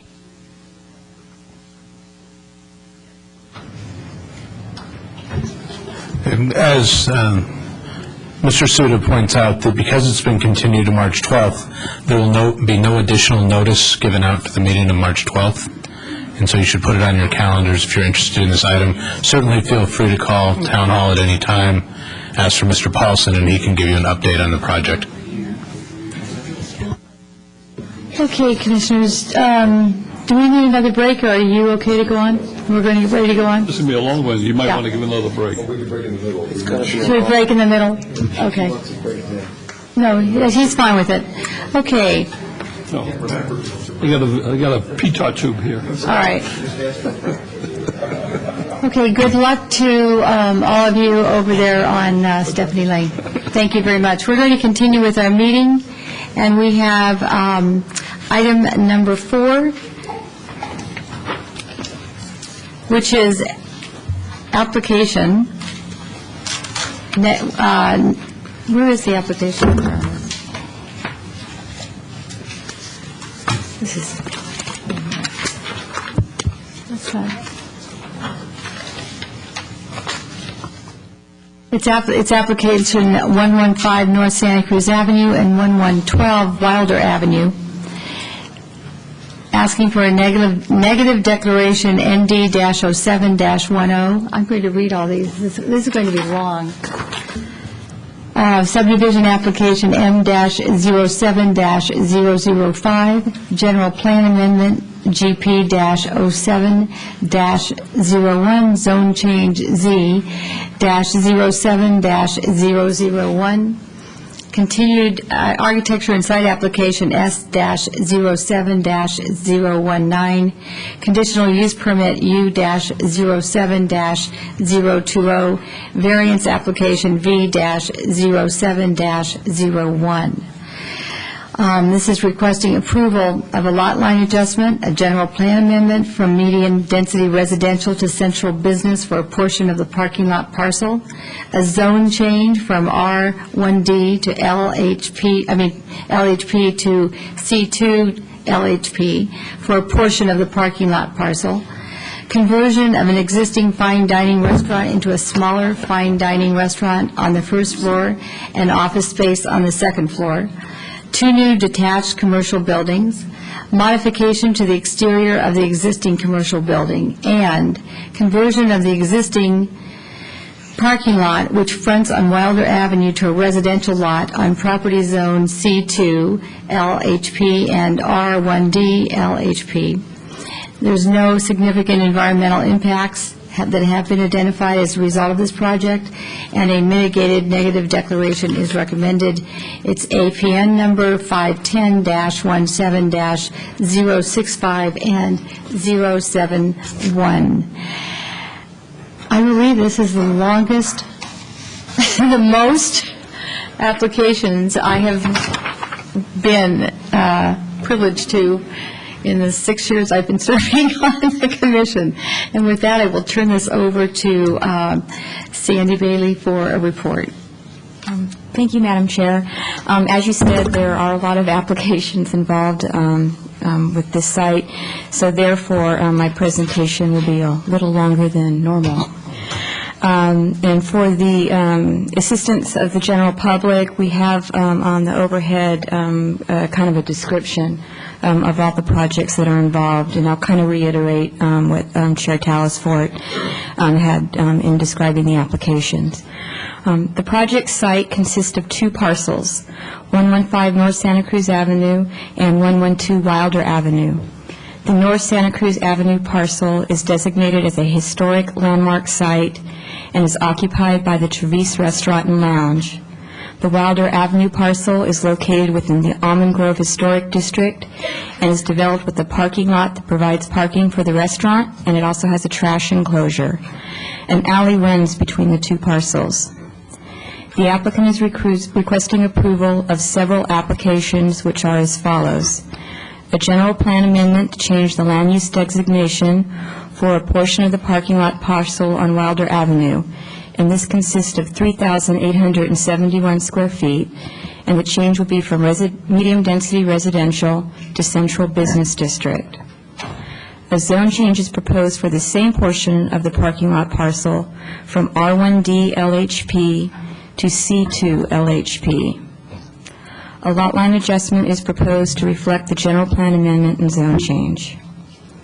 A modification of the conditional use permit to convert an existing fine dining restaurant into a smaller fine dining restaurant on the first floor and the basement. And the architecture and site approval is to construct 2 new detached commercial buildings and to modify the exterior of the existing commercial building and to add new parking spaces along the alley. And finally, a variance to eliminate the parking in the parking assessment district to convert the existing parking lot which fronts on Wilder Avenue to a residential lot. For the architecture and site application, 2 detached one-story buildings are proposed to bookend the North Santa Cruz Avenue frontage. The southern building will be 1,176 square feet, and the northern building will be 424 square feet. The existing square footage on the lot is 7,943. With the 2 new buildings, the total square footage will be 9,543. The allowed floor area ratio for the site is .60, and the proposed FAR is .527 with the proposed lot line adjustment. The front setback for the 2 buildings will be 2.5 feet. Town code requires a front setback of 10 feet unless findings can be made that adequate circulation is available, the setbacks are compatible with the adjacent buildings, and that clear sight vision is adequate for circulation. The setbacks proposed are consistent with the commercial design guidelines, which state that facades in the C2 zone should be set back from the street property line no more than 5 feet. The changes to the existing structure include exterior stairs and a door on the north side of the building to access the upper-level offices, changes to the outside dining area, and a new awning on the non-historic portion of the structure. None of the changes proposed will impact the integrity of the historic mansion. There are 44 spaces allocated in the parking assessment district, and a total of 13 spaces are proposed to remain on site. 10 on-site parking spaces are proposed to be located on the west side of the alley, where there are currently 7 spaces, and 3 parking spaces are proposed to be added on the west side of the alley. Your report erroneously described the number of spaces on each side, so my summary just clarified what that correctly was. Sure. You say it again. 10 on-site parking spaces are proposed to be located on the west side of the alley, where there are currently 7 spaces, and 3 parking spaces are proposed to be added, on the west side, on the east side of the alley. 3 parking spaces on the east side. That's on the property. Right. Yeah. Itself. And the proposed and required parking for the proposed uses is 57 spaces. There will be no traffic impacts associated with the proposed uses, since the number of trips will be reduced due to the reduction of restaurant seats and the change of uses, which is less intense than what currently exists. In regards to the conditional use permit, the only modification the applicant is requesting is to reduce the number of seats from 198 to 135, and to limit the restaurant use to only the basement and first floor. No other changes are proposed to the permit. The offices proposed on the 3rd floor do not require any town approval. They are a permitted use. A variance is required since the project involves the net removal of 9 on-site commercial parking spaces, which were considered in the parking assessment calculations for the site. The town code states that the parking spaces credited in the parking assessment district cannot be eliminated. Therefore, the variance was required. Pursuant to the state government code, a variance is appropriate if there are unusual circumstances that encumber or place undue hardships on the property. When the parking assessment district was established, the concept that a property owner may want to reduce their land use intensity was never considered. Therefore, the town code did not include any provisions to reduce the parking requirements. Since the parking requirement will still be met for the proposed uses, and since the Commission approved a similar variance request in 2007 on Almendra Avenue to convert an office use to a residential use, staff believes the findings can be made to justify the variance. The project was reviewed by the town's consulting architect and the town's consulting arborist, and their comments have been summarized in your report, and copies of the reports are included in your packet. The town's environmental consultant prepared an initial study on this project, and no significant environmental impacts have been identified as a result of this project, and a mitigated negative declaration is recommended. The applications were also reviewed by the town's Historic Preservation Committee, General Plan Committee, and the Conceptual Development Advisory Committee. The action of these committees are noted in your report. Staff considered the comments made by the applicant, town committees, consultants, and the general public before making a recommendation on this matter. Staff believes that the utmost importance is the preservation of the mansion. The Commission could determine that any new structure will impact the mansion and not approve the new buildings. If the Commission finds merit with the new building and the other applications, staff recommends that all applications be continued to a date certain with 3 directions. First, a smaller building to the south should be designed to be similar in size to the building to the north. Second, create a plaza that has visible outside dining. Third, incorporate seating areas and other pedestrian-friendly activities in the plaza. The basis for this recommendation is that shoppers tend to lose interest when the continuity of the shopping experience is broken. The area in front of the mansion could be improved to be more inviting and designed to create an interest to enter the site to enjoy the property. In addition, this would create a public interest for shoppers to continue north on Santa Cruz Avenue. Staff sees this application as an opportunity to benefit the downtown. If the Commission determines that no new building should be approved, but the other applications have merit, at the applicant's request, the Commission would need to consider modifying the application for the conditional use permit to allow additional seating. 18 additional seats would be permitted for the restaurant use with the elimination of both of the buildings. This concludes my presentation. I'm available for any questions. Thank you. I have one, Ms. Bailey. The seating, would the new seating include the outside dining as well? That is correct. Thank you. Commissioner O'Donnell, Commissioner Bourgeois. I have a question on the second floor of that building. I've eaten in Trevesi a number of times. I've never been on the second floor. In other words, I've been where the general restaurant is. Is it normal dining up there? Is it banquet dining up there? What's up there? Currently, they are not occupying the second level. The previous restaurant use had occupied that So when we space. talk about traffic impacts, you're counting in the traffic calculations as if it were being used? Yes, according to the traffic policy, you use uses based on 1985. And it hasn't been used in how many years?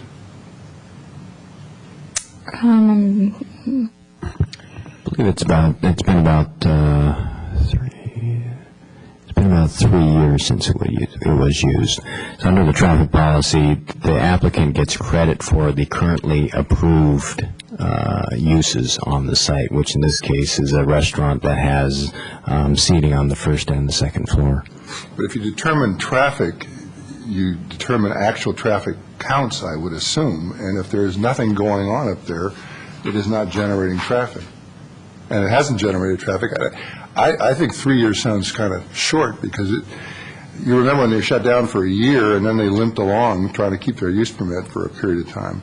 So the only reason I'm asking the question is on CEQA, we're relying on old documents, and I just want to make sure they're accurate. Okay, thank you, Commissioner O'Donnell. Commissioner Bourgeois.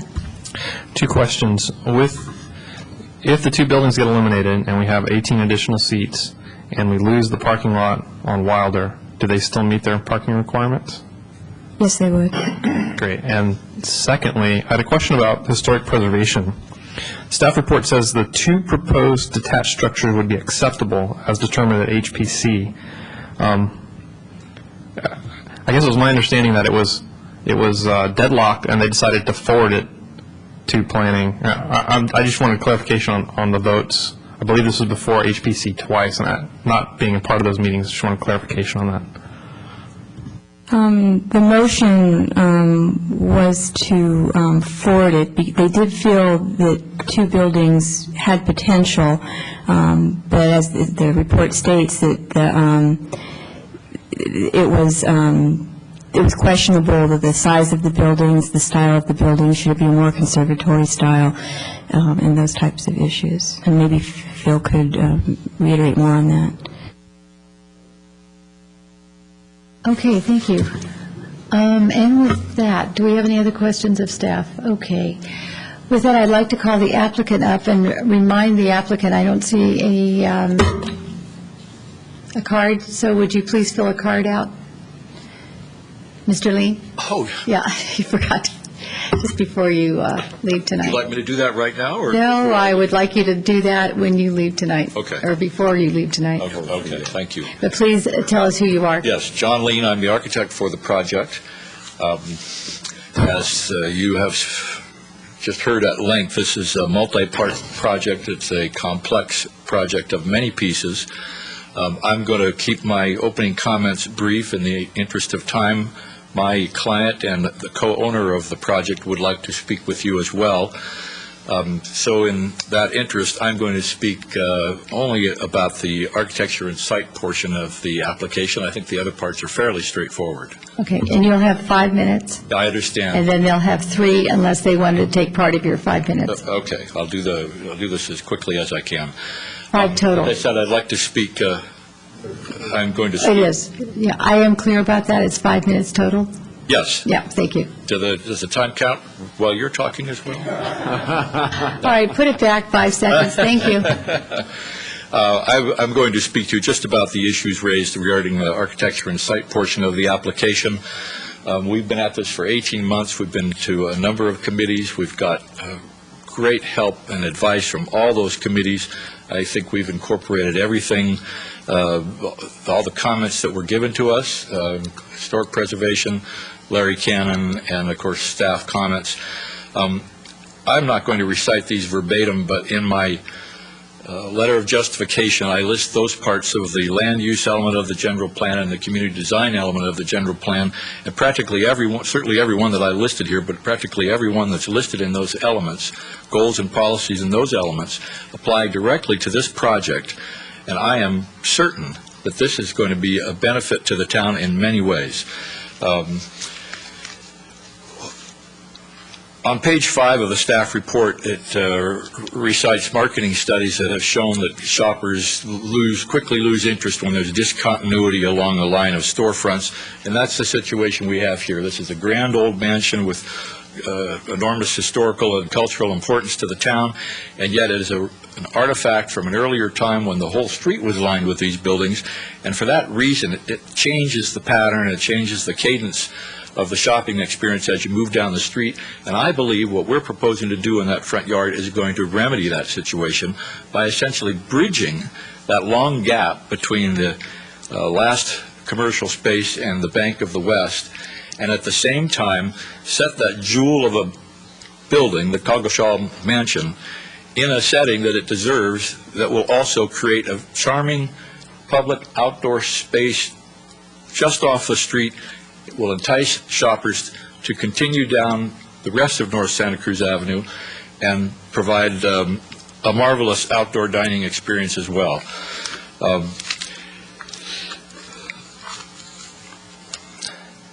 Staff has made this recommendation in regards to the ANS application, essentially 3 parts. Design a smaller building. The building has gotten smaller. We've followed Larry Cannon's advice. We've responded to the concerns of the Historic Preservation Committee. The building is 1,100 feet now, and it was some 1,600 feet, I believe, when we began. That building has gotten smaller, has moved away from blocking the front of the building, and essentially, and I hope you have a chance to look at that very large colored drawing there, that south building really blocks only the modern addition to the mansion, the former mortuary. Second comment by staff, create a plaza that has a visible outdoor dining. And I have brought an additional drawing showing just the plaza, indicating that we intended exactly that used to take place in that plaza, the dining area outdoor, not just up on the deck behind the new building, but at plaza level as well. And thirdly, staff recommends incorporating seating areas and other pedestrian-friendly activities in the plaza. All of that's going to take place at that space. With that said, I'd like to bring up co-owner and my client for this project, Grant Sedgwick. Thank you, and I'll need a speaker card as well. Mr. Sedgwick. Bring it up. Thank you. Thank you, Madam Chairman, members of the Commission. I reckon there are a couple of minutes left, and frankly, the report is exhaustive and complete, and you will find probably that we don't take much exception to it. I do want to spend a moment or two on the size of the retail building. There hasn't been unanimity in any of the many public and sort of committee processes that we've been at. The notion of actually having 2 identical buildings, for example, to so-called bookend the mansion was discussed, and although I'm not an architect, at least among architects, that isn't necessarily a resonating idea.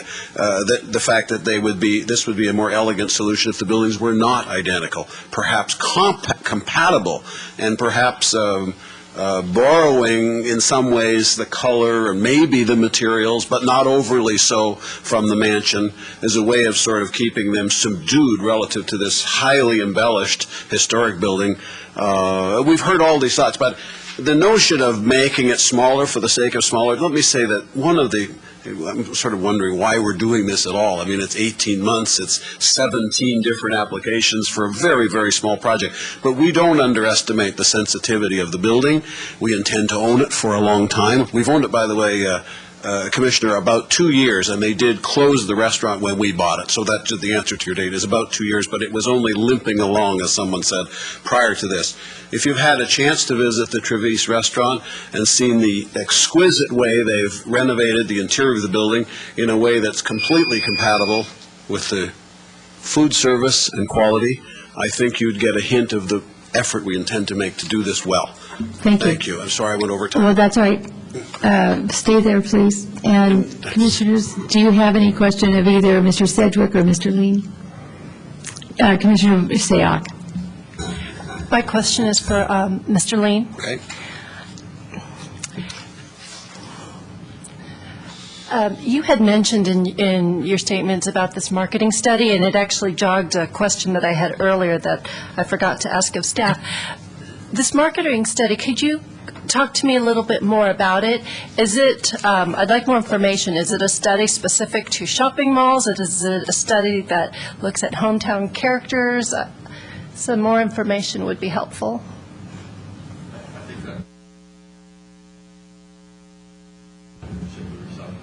Okay. Yeah, do you care to comment on that?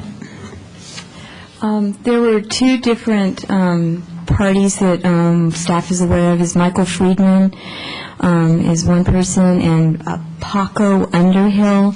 They have spoken and written many articles for planning conferences and marketing studies regarding the retail shopping experience and the pros and cons of locating businesses in certain places and how to design shopping centers in downtown areas. Does that answer your question? Okay, great. And do we have any other questions of the applicants at this time? Okay, I don't see any, but I do have speaker cards. And the first one is Kendra Birch.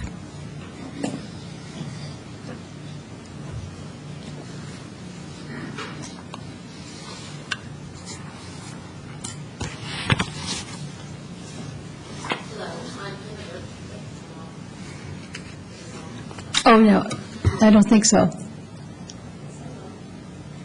Okay, just, let's, go ahead, introduce yourself again, let's see. All right, I'll use the handheld. Hi, I'm Kendra Birch. I'm currently the chair of the Historic Preservation Committee for Los Gatos. There we go. And I'm here tonight to speak, as Mr. Bourgeois questioned, concerning the outcome of the September 2007 meeting of the Historic Preservation Committee concerning 115 North Santa Cruz Avenue. According to the report provided to the Planning Commission today, the Historic Preservation Committee determined that the two proposed detached structures would be acceptable for the site and included 3 comments. The first was that the south structure should be redesigned to be more subservient to the mansion. The second, to consider a more transparent building. And the third, that the context of the mansion shall be protected. The Historic Preservation Committee had reviewed the drawings for 115 North Santa Cruz Avenue 3 times, each time recommending that the structures be small in size, transparent, and subservient to the main structure. At our final meeting of the Historic Preservation Committee in September, we found ourselves at an impasse. As we had reviewed the proposal 3 times, each time requesting the same modification and not finding them to be sufficient, we decided that the proposals should be passed on to the Planning Commission. That vote was unanimous. It is passed to the Planning Commission with the 3 comments that I mentioned above and that are in your report included today. Passing this item on to the Planning Commission in no way meant that it had met our unanimous approval. It simply meant that we were unable to find the appropriate changes made and felt that we could continue to review the proposal with no effective outcome. Therefore, moving it onward to the next governing body was the best decision to make. As you consider this proposal tonight, I would like you to consider the outcome of that meeting. Thank you. Thank you, do we have a question? I see 2 hands up, Commissioner Bourgeois and then Commissioner Kane. Thank you. And do you see any significant changes in the application that's before us versus the last application that Historic Preservation looked at? No. Thank you. Commissioner Kane? I wanted to clarify that you're saying each time they brought back the same stuff? No, there were modifications made. We just didn't feel that they met the requirements that we asked for. Did you feel, what? Excuse me, Commissioner Comitici? It was made smaller each time, but it did not meet what we were asking for. What the HPC was asking for. Was it small enough? Or transparent enough. And you felt you were being understood about what it is you wanted? Yes. Thank you. So was that passed on out of frustration or just because? We were simply at an impasse. It could have returned to us time and time again, and I felt that we would have simply had the same discussion over and over again. Can you briefly describe what the HPC, Historic Preservation Committee, does look at when they look at applications? Because your scope is different than our scope. Certainly. I think we have a broader scope. I think that we often not only look at compatibility with the neighborhood or the area, we also get the fortunate ability to look at the architectural details and make sure that they're compatible with the existing structure. In this case, at the beginning, we did discuss that, and we recommended a number of building styles that we felt would be common to this type of home and subservient to the structure. We also felt that if you look at a structure of this style in its context, the outlying buildings were normally quite small and were used for outlying activities. So usually when we get to look at a building, we look at neighborhood compatibility, mass and scale, but we also get to look at the architectural style of both the building and the residence area. Can I just ask another question? This is an East Lake Queen Anne? Is that what you would, the Coggeshall Mansion? Yeah, I believe so. Okay, so my question to you, my further question is, the outbuildings in those cases, on those that would typically be on an estate like that or a mansion site, I don't even know if they're on big mansion-sized lots or medium or an acre or a half acre, but those outbuildings, as you call them, outer buildings, how close were they? I mean, were they used, I mean, what were they used for? Could you give us a sample or an example? Sure. One of the things that I believe we talked about was an orangery was typical to this type of a building. And no, they were normally not directly close to the building. They were normally set back a bit. But they were normally transparent, smaller in size, and were definitely subservient to the existing building, and were normally located behind the building. Thank you. That's what I wanted to hear. And Commissioner Bourgeois. I was going to save this question for staff later, but since you're here, the existing wrought iron fence also falls under is protected under the Landmark Historic Preservation Overlay Zone. Right. Was that an element of what HPC was considering? Yes. And Historic Preservation was okay with punching 2 holes through that historic protected wrought iron fence? If it was determined that 2 structures would be acceptable on the site, we determined that there would need to be additional entrances to the site. If those additional entrances to the site were needed, you would need to create additional spaces to open up to them. We requested that they be similar in style to the existing opening to the residence. So if I may, so the historical significance of that fence is not so great that you can't touch it. We felt that if the additional buildings were approved, then no. Great, thank you. Okay, thank you very much. I don't see any other questions. All right, fine. My next speaker card is Leonard Pacheco.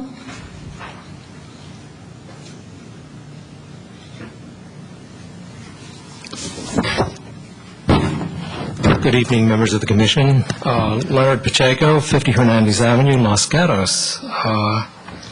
First of all, I want to say that I concur with Kendra Birch's remarks. To the best of my recollection, that's exactly what happened.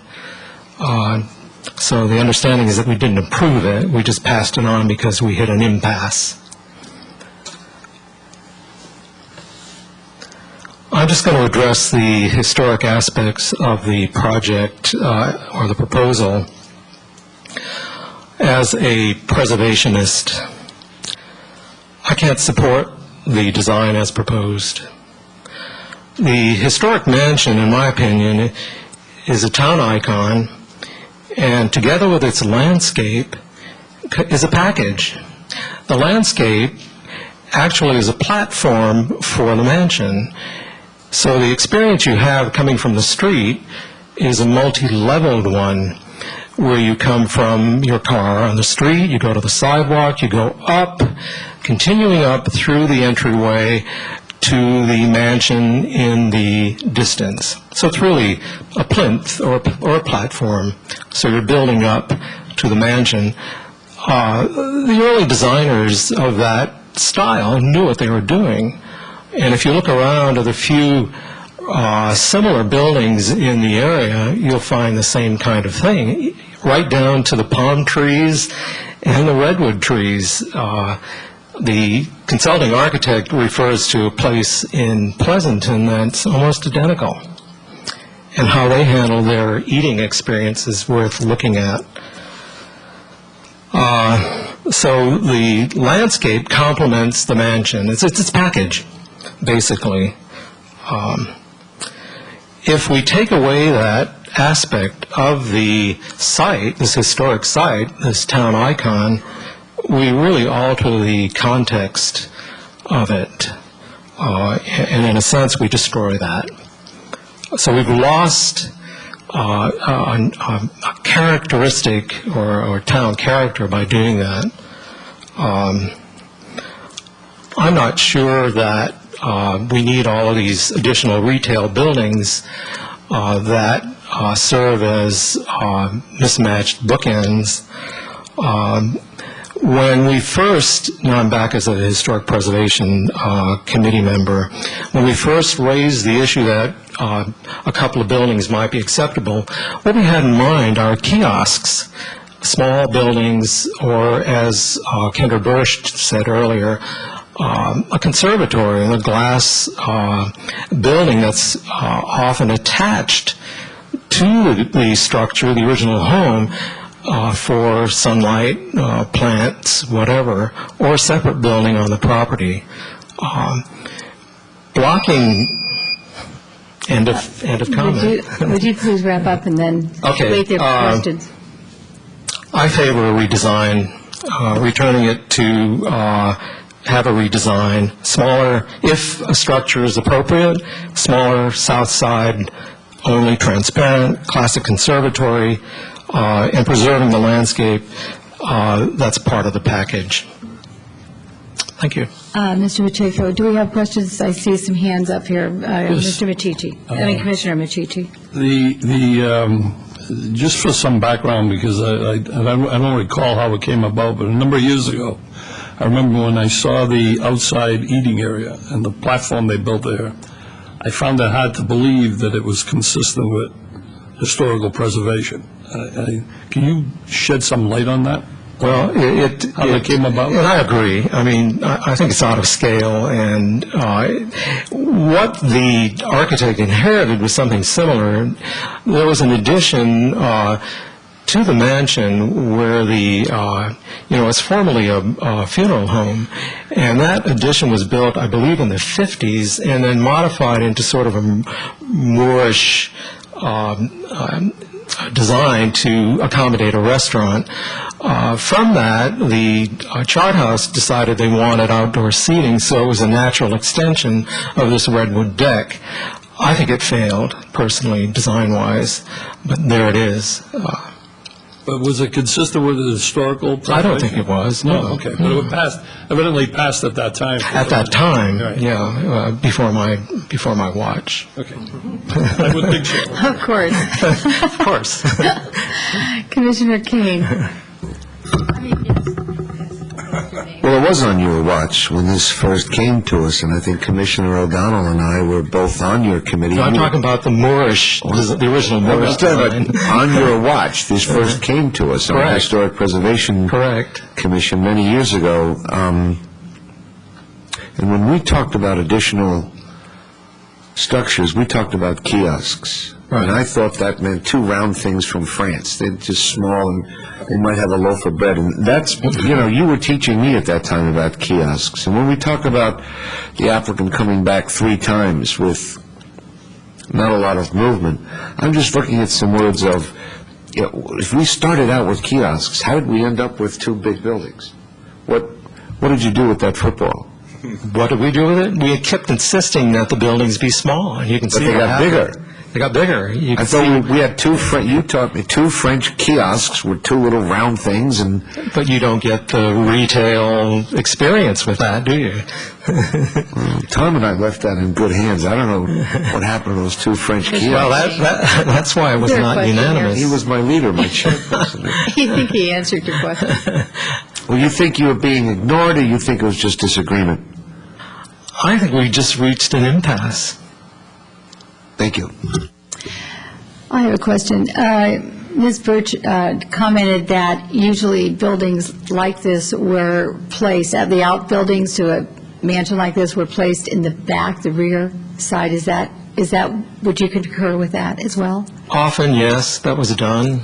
Okay. Would you also comment on, I think the architect said that there's a modern addition to this house, and yet I've always thought of it as a non-historic. I mean, I know you might want to comment just on what East Lake was. In other words, the addition to the north didn't quite make it as far as architecturally. Well, that would be the addition to the south, I think. The south, I'm sorry, south, yes. Yeah, I think that was done in the 50s, and it was sort of 50-ish. Mm-hmm. And then later, when it was turned into the chart house, it became Moorish, because that was popular at that time. And then when the last iteration, it became more loop-de-loop. And that's what we have. Was that the Queen Anne addition to the... The original structure, fortunately, has not been bastardized. Just that addition to the left where they had the mortuary. Okay, so it's a very unsuccessful addition. In my opinion, yes. All right, well, thank you. I don't have any more questions. Does my commissioner? I don't see any. Thank you so much for coming down and clarifying all of this. You're welcome. My next speaker card is Dale Archibald.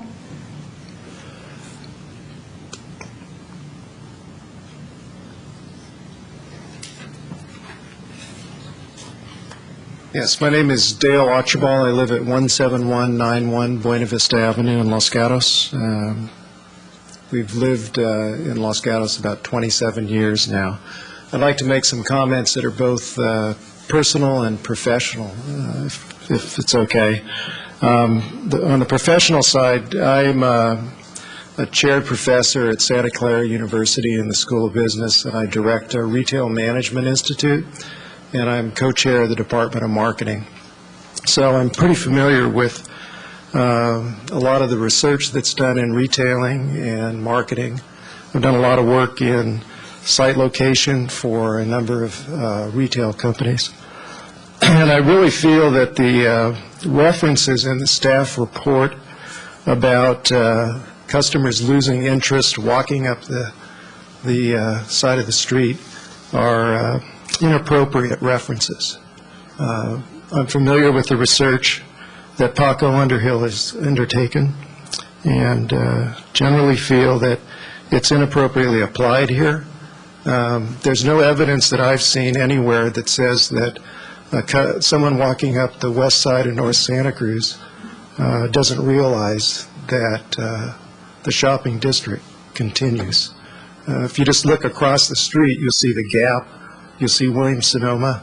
It's pretty hard to think that things end there. So it's, I just think that that's just inappropriate. Also, on the financial benefit, it's a pretty basic calculation to figure out what the financial benefit is to the town of the additional retail revenue. It may be significant, it may not be, but it's a back of an envelope 3-minute calculation. And I've read the report. I think I read the whole thing. And there's nothing in there that talks about how the town will benefit financially. I mean, these are pretty small facilities as they are. All you have to do is, at a basic estimate level, is look at the square footage. The town would have information on sales per square foot, and the town would know, based on that revenue, pretty simply what the tax base that's retained in the town. So it's easy to calculate that, and it's also important, it seems to me, to think about the trade-off in terms of what the impact is on the existing structure. It's kind of moving into the personal side. We moved here 27 years ago because we loved the town, the sense of community, the sense of downtown, and the character and kind of, small towny character. Would you please it's being lost. go ahead and finish your sentence and then wrap up, and then if we have any questions, we'd like to ask you. I just think this is, at what point do you stop adding? I mean, at what point is more not better? I don't see that this thing adds anything from the financial side and potentially detracts significantly from the aesthetic side. Thank you. Okay, thank you. Do we have any questions of the speaker? Oh, we do. Commissioner Machici. If this were just two round French kiosks, as my fellow commissioner stated, would this conflict with what you're saying? I'm not an architect, but I think there's a solution that may be possible that keeps more in scale. Well, I think it's a scale issue and it's an architectural issue, but that's an aesthetic, and that's not my area. Thank you. Okay, thank you very much. Do we have any other questions? None. Thank you very much for coming out. My next speaker is Larry Arzi.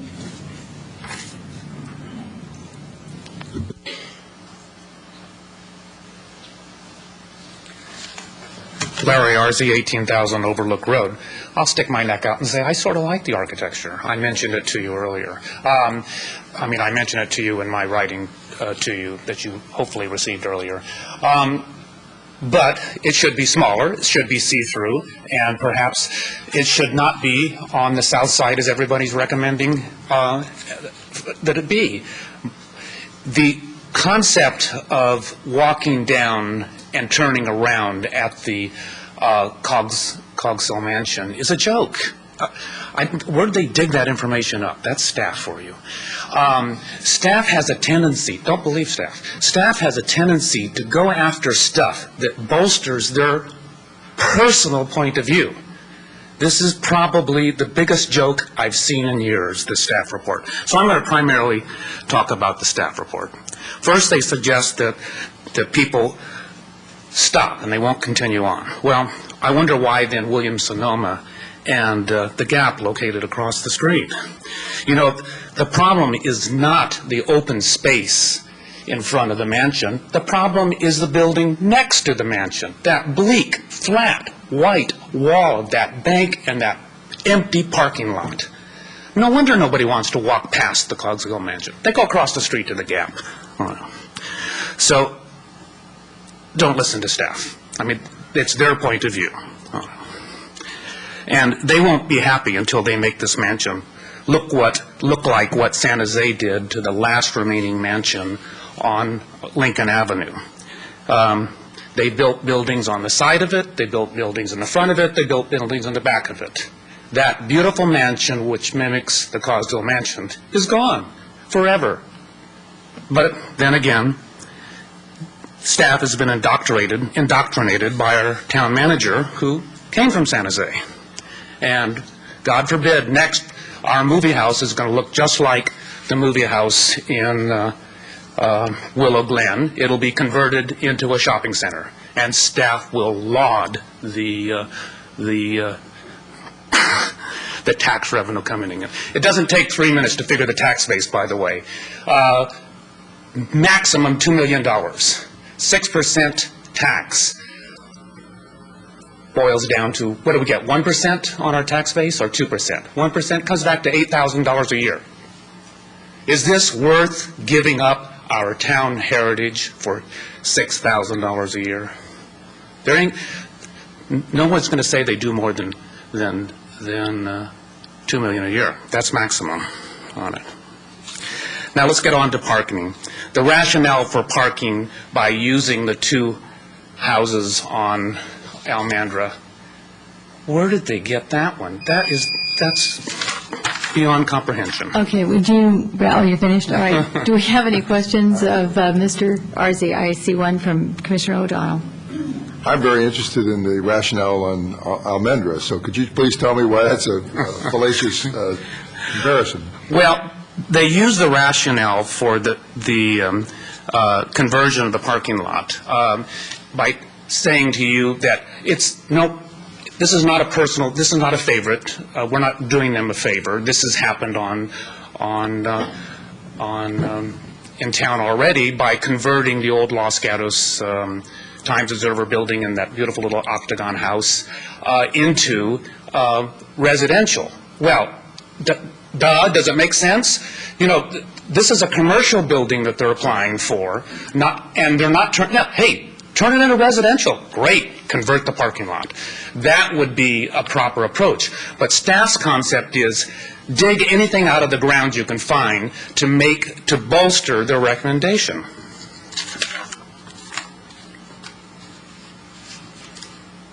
I'm beginning to sound like...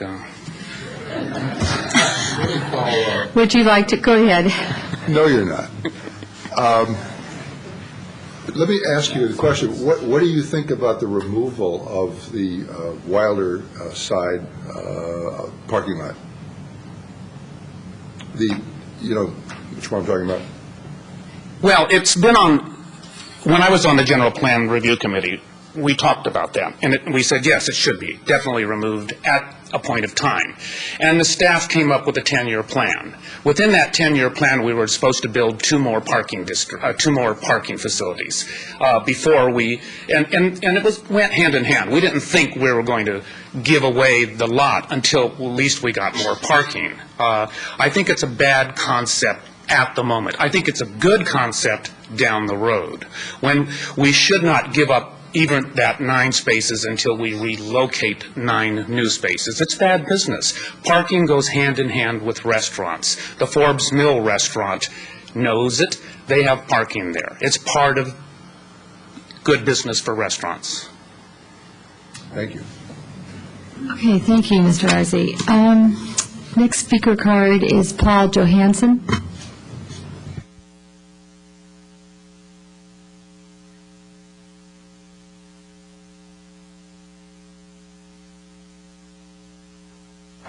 Good evening. I'm Paul Johannesson. I live at 123 Wilder, and first moved to Los Gatos in 1977. So I'd like to talk about just 2 issues. I'm not as steeped in the details as the former speakers, but it's a money versus quality life issue. For me, I think item number 5, those 2 so-called kiosks, I think that would destroy that whole setback and the wonder of walking in front of that old Queen Anne Victorian. So I'm against any buildings whatsoever on that front setback. And I also like to address particularly item number 7, which is conversion of the parking lot into a residence. I live on Wilder Avenue. It is difficult to park on Wilder Avenue in the evenings right now. And that's all residential permitted parking. If we add one more resident there, and who knows how many cars would be then on the streets. People tend not to use their garages. So I'm against converting that parking lot to a residence for that reason. Pretty simple. Thanks. Do we have any questions? I don't see any. Thank you very much, Mr. Johansson. Oh, Commissioner Machici. I'm about 3 doors down and across the street. I'm odd side. I'm on the west side. Thank you. Thank you. Okay, Commissioners, I will call the applicant. Oh, there you go, surprising me again, Citizen Ray.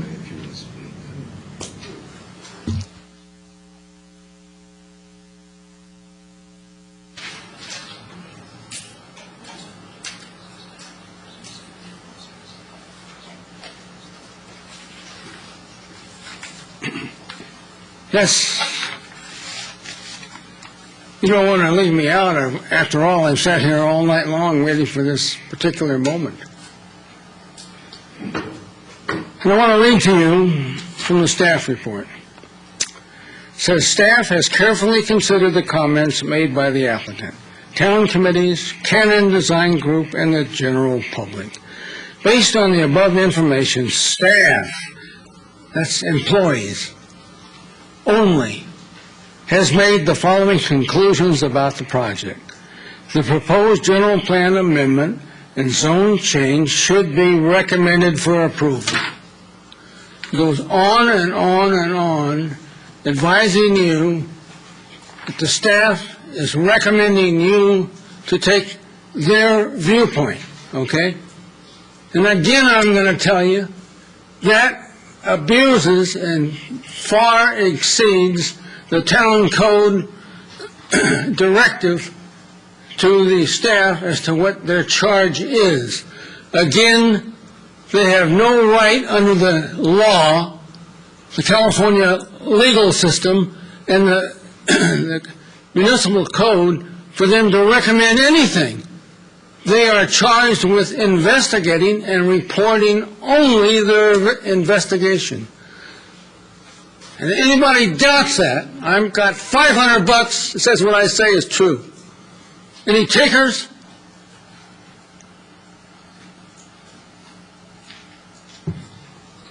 Okay. And I also want to point out that the so-called story poles that tell the story are unbelievably insufficient, okay?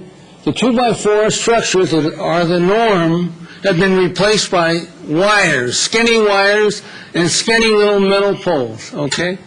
And so you drive by, you have no idea other than what the height of the proposed structures are. The height, the bulk, and mass has been cheated away from, okay? When you do 2x4 story poles, which is the norm, you always get a feeling for the bulk and mass.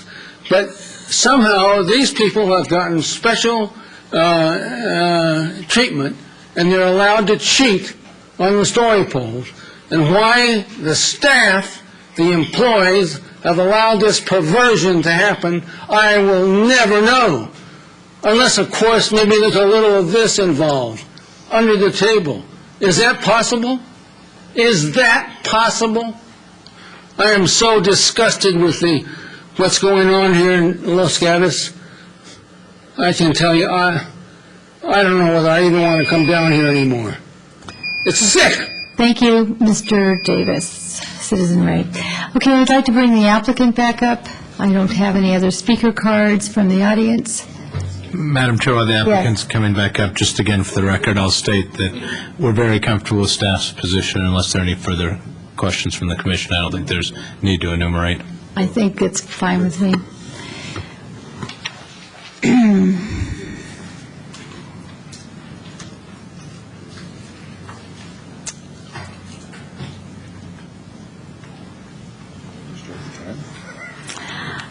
Okay, I'm not starting the time yet.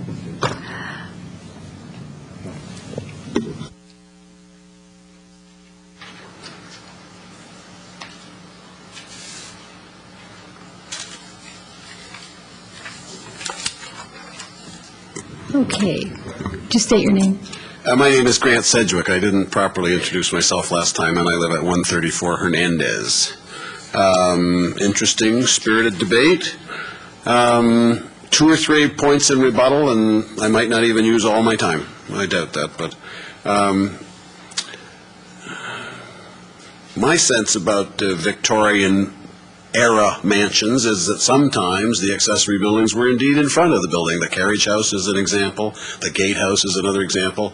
The granary, probably not. But I mean, I don't think it's consistently so that outbuildings or accessory buildings in this era were always behind the mansion. In any event, it wouldn't be appropriate in this site. But I just thought there might be a case to be made.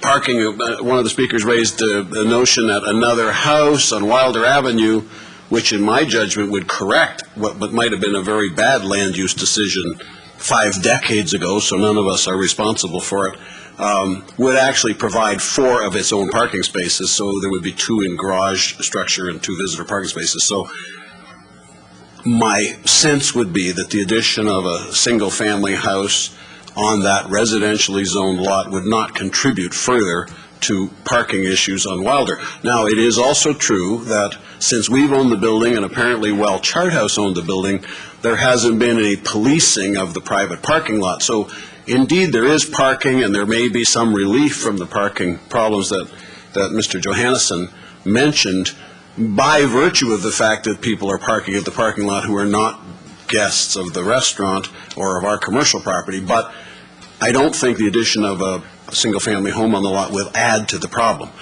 because it will provide adequate parking in accordance with the code. I was interested in the comments of the professor. I think that Mr. Arzi, who is an accomplished retailer and property owner in Los Gatos, would understand and support the notion that rents and sales per square foot fall as you move north on Santa Cruz Avenue from Main Street. We're at the edge of the viable retail now, and notwithstanding good stores across the street, we think that our proposal, which would create not only new retail, but also a public amenity instead of just a visual garden, a public amenity where people could extend the sidewalk, stroll, people watch, eat a pastry, sit and relax, start the trek back on the other side of Santa Cruz Avenue, is a very positive notion. And in fact, perhaps exposes this mansion, which is now going into its 4th chapter of life, to more people and more contact and more presence with the sidewalk and with the passersby. This building doesn't look very inviting. In fact, it still has a bit of an appearance of a funeral home. It stands behind a gate. It stands well back from the street. The stairs themselves, the floor is 8 feet above the sidewalk. This isn't compatible with the retail environment that Santa Cruz Avenue now represents. Thank you for your attention. Okay, wait a minute. Okay, Commissioners, do we have questions? Commissioner Sayoc. Many of the suggestions and comments about the architecture of the building, of the two buildings, should they be permitted, should be more transparent. And I shared at the Historic Preservation Committee, one of my concerns with that is the actual merchandise you plan to put inside, because you can make it a transparent building, but once you block that up with the merchandise you're selling, all we see will be the merchandise. Any leads, clues you can give us as to what type of retail you're hoping to pursue? Through you, Madam Chair, we haven't sought retail tenants. The operator of our restaurant, as you might know, employs a world-class pastry chef. An idea we've had is perhaps a retail outlet that's associated with the restaurant, but we've made no such agreement with the restaurant, and I would only like to think that's a possibility. It would sort of make sense to the idea with tables or chairs or something outside in that plaza space as well. That would be the concept. Relative to this, and there are at least 2 members of the commission who are also part of that committee, I don't want this commission to think, notwithstanding some of the evidence I've heard, that we were fighting about what this should look like. I didn't get a sense that the building should be smaller, identical to each other, different colors. The transparency issue, by the way, especially relating to the south building, is a little bit hard to achieve because the patio dining deck is above it. If you think about the cross-section here, the patio deck is actually 8 feet above the sidewalk level as our proposal, not the current one. And so to actually create any more transparency, we'd be looking almost at the foundation of the dining deck. So that, but through the rounded shape and the use of glass, I think the building is quite transparent, and it has to be merchandised very carefully. I agree with you. And again, I hope you would get a sense, seeing what we've done together with the Millers at the Trevis restaurant. We intend to do this with great care. We do value the importance of this building. Okay, I think that for me, I got the sense from the Historic Preservation Committee that it wasn't any fighting, it was just perhaps some frustration because it was an impasse, and that's really what came across. Clear that up. I would want, Madam Chairman, I would want the committee to know that the buildings were reduced in size in a couple of important dimensions. I think the north building, which at one time was attracting attention as to size, moved from 780 square feet, John just reminded me, to, as our current proposal, 426 square feet. Now, whether that percentage matters, whether one is a kiosk and another is a small retail building, I don't know. But I wouldn't want you to think that we were insensitive to the comments. We went back 3 times to the Historic Preservation Committee to seek their comments and to discuss with them this very, very sensitive challenge. Okay, thank you. I don't have any more questions. Does anyone else? I don't see any. Thank you. Thank you very much. Okay, I'm going to close the public hearing at this point and turn this over to Commission. And Commissioners, before we get into the case, I wanted you to consider that we have, what I think we have here are 2 issues. And I wanted to, if I may, break them out. And I'm going to ask staff to correct me if I'm not seeing this the way I should see it, but I'm thinking that for sake of time, that we need to keep focused on what we're talking about. So I would suggest that we bundle them into these two sections. And so there's number one, and that's which affects the Coggeshall Mansion. And I hope I'm pronouncing that correctly. The mansion. And number two, and that would be things that affect Wilder Avenue. And we may not even get to Wilder Avenue. I have no idea where our discussion is going to go tonight, so perhaps we could keep that for a continuance. But anyway, so number one, affecting the mansion would be the outbuildings, the CUP to lessen the seats in the restaurant, the A&S for the outside staircase, and the additional on-site parking. Would that be right? Okay, and then number two would be the variance to eliminate parking in the parking assessment district. The general plan amendment to change the land use designation for a portion of the parking lot parcel, and rezoning of a portion of the parking lot parcel as well. That's correct. And a lot line adjustment to reflect the general plan amendment and zone change. Correct. Did I do that right? Thank you. Okay. Anyway, so I did get that all done. And I'd also like to share with the commission that perhaps here tonight I'm going to take the road less traveled. And by that I mean, I do not see this as a design issue. I really see this as a land use problem. This is a small town character problem, as a matter of fact. And it's an issue of preserving the view of a very sacred building, a single solitary gem of an icon in town that any other town would give their arm for. And I think we heard a comment tonight about other places that have misused their gems and covered them up and have lost them forever. And I have to say that I've never looked at the Coggeshall Mansion and thought it's foreboding. I've always looked at it as a quiet, meditative, beautiful viewscape worthy of all who pass by and take a look and see their history. Young, old, new to town visitors. They took a look at our history. It tells us about us. That's what this town's about. Our general plan has language in there. Our commercial design guidelines start out with the same thing. We have language in here that tells us this is who we are. The staff report says the mansion has to be preserved. So we're talking here tonight about a unique historical icon. And when shoppers are in front of it, I don't believe they stop. I never did. They realize that they've reached their destination, which is our town. So how much or how little seems to me to be an argument of sort of absurdity. Why are we hiding it at all? And so with that, I'd like to turn that over and get some comments from you about that thinking. Commissioner Bourgeois. If I could back up just a second. We have a series of applications before us. The first thing we need to do, and I'm assuming there was some logic put into the order that those applications and amendments were laid out in our staff report. First thing we have to do is make the negative deck. Is that correct? I mean, that's kind of a fundamental starting point before we can even get to the rest of the applications. And if we look at the initial study, in the aesthetics section, it says it makes a less than significant determination based on facts that have been refuted here tonight by Historic Preservation Committee members, because it says that they found that the two detached structures would be acceptable given that they were addressed these three things. And we've heard that they have not been addressed to the satisfaction of Historic Preservation, at least the members we've talked to, that there has not been significant change from the application they saw at their last meeting.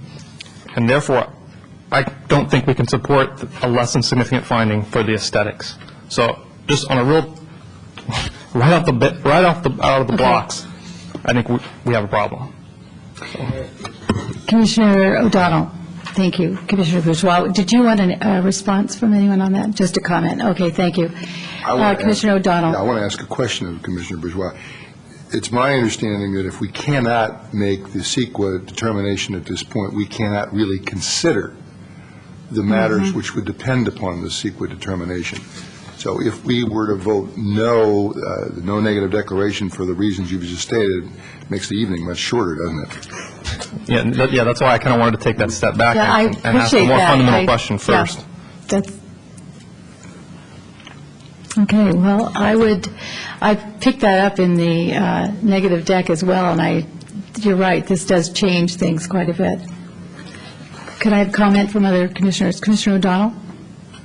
I just want to say this. I think that's a very good point, and I think we have to deal with it.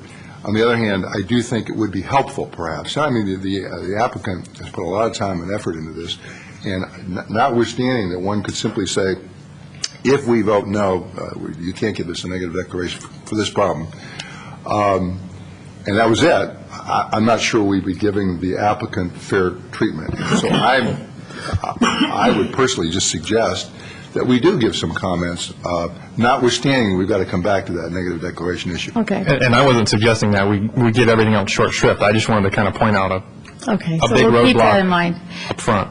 So if we could then go along with the question I had asked, I'd appreciate that. I think that will give us a sense of where we're all coming from this. So whoever would like to go first. Commissioner O'Donnell. I think that it's perhaps worth more than a simple rejection. I've heard some very good comments about why do this. I guess I'd like to start with the concept that if we thought kiosks were okay, and at one point we did, I don't mean this planning commission, but I mean the historical review and all that kind of thing, that maybe somebody in the city, other than the staff, was saying something would be okay, but not the size and scale. I realize the chairman gave her a speech about how she wouldn't do that, but I guess I'm saying maybe it has been done and maybe it needs to be at least considered. That having been said, that's not what's before us. Nobody is saying we want to put in 2 little kiosks. But I guess what I'm wrestling with is there are a bunch of things before us, one of which is Wilder, and the question of wouldn't a home be reasonable there? But then I thought Mr. Arze's position of maybe it would be, but how do you replace the 9 parking spaces you're going to lose? And I thought I think that is a good point.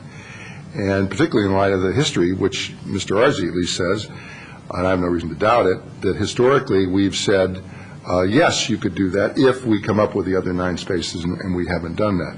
So you get to the issue of this lot line adjustment. The lot line adjustment, as I understand it, is in part to allow some parking across the alley, and maybe I'm wrong on that, but at least to make that adjustment so that the residential lot, as it presently is, would be reduced in size. But they're all connected. And when I was trying to analyze this, I thought if you started by saying, yes, something could go there, how far could you get? And I can't get very far because I don't know what it is that can go there. So I guess I'm trying to say, one of the things that the mayor said last night in the town council meeting when considering another matter was we could have done I think she said, a better job had we considered each issue as they did, and they modified, and they said, we approved the project, and they modified each position. So I don't want to hear that again if we have some way now that we can count on all the issues. But I personally find this very, very confusing because what's being proposed, personally, I don't really see how that's going to help anything. I don't see the justifications for it. I do think it takes away a lot from that building, and therefore I would not support that. Then you say, well, what else could we do? Well, they want to reduce the size of the restaurant. I suppose we could say, fine, reduce the size of the restaurant.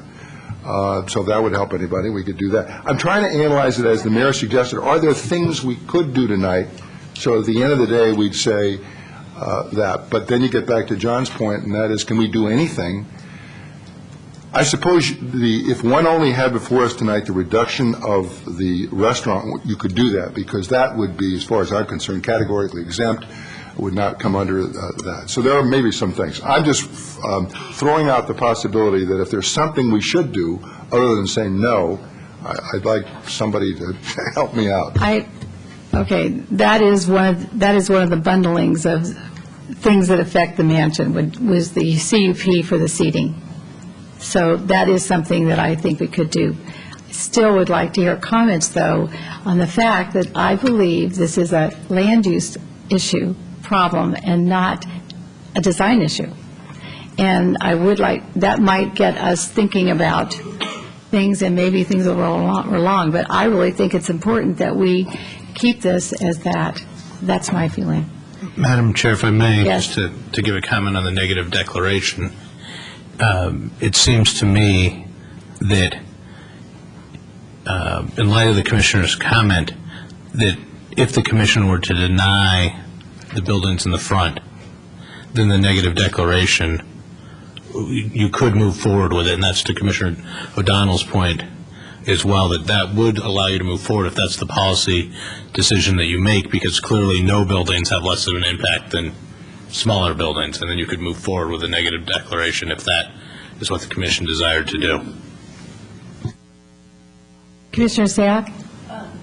Then another question to that is, should the Commission decide to approve with modifications and decide that, could we move forward with this neg deck with the modifications the group comes up with, and if we send it back to historic preservation?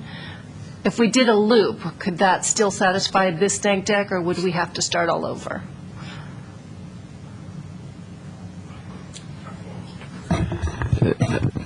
Let me make sure I'm understanding. The question you're asking is, could you take action on the outbuildings tonight if you somehow modified them, reduced them? Let's say, and I'm not saying that this is where I'm leaning, but let's say the group decided the southern structure should be reduced in size, in line with what HPC had requested.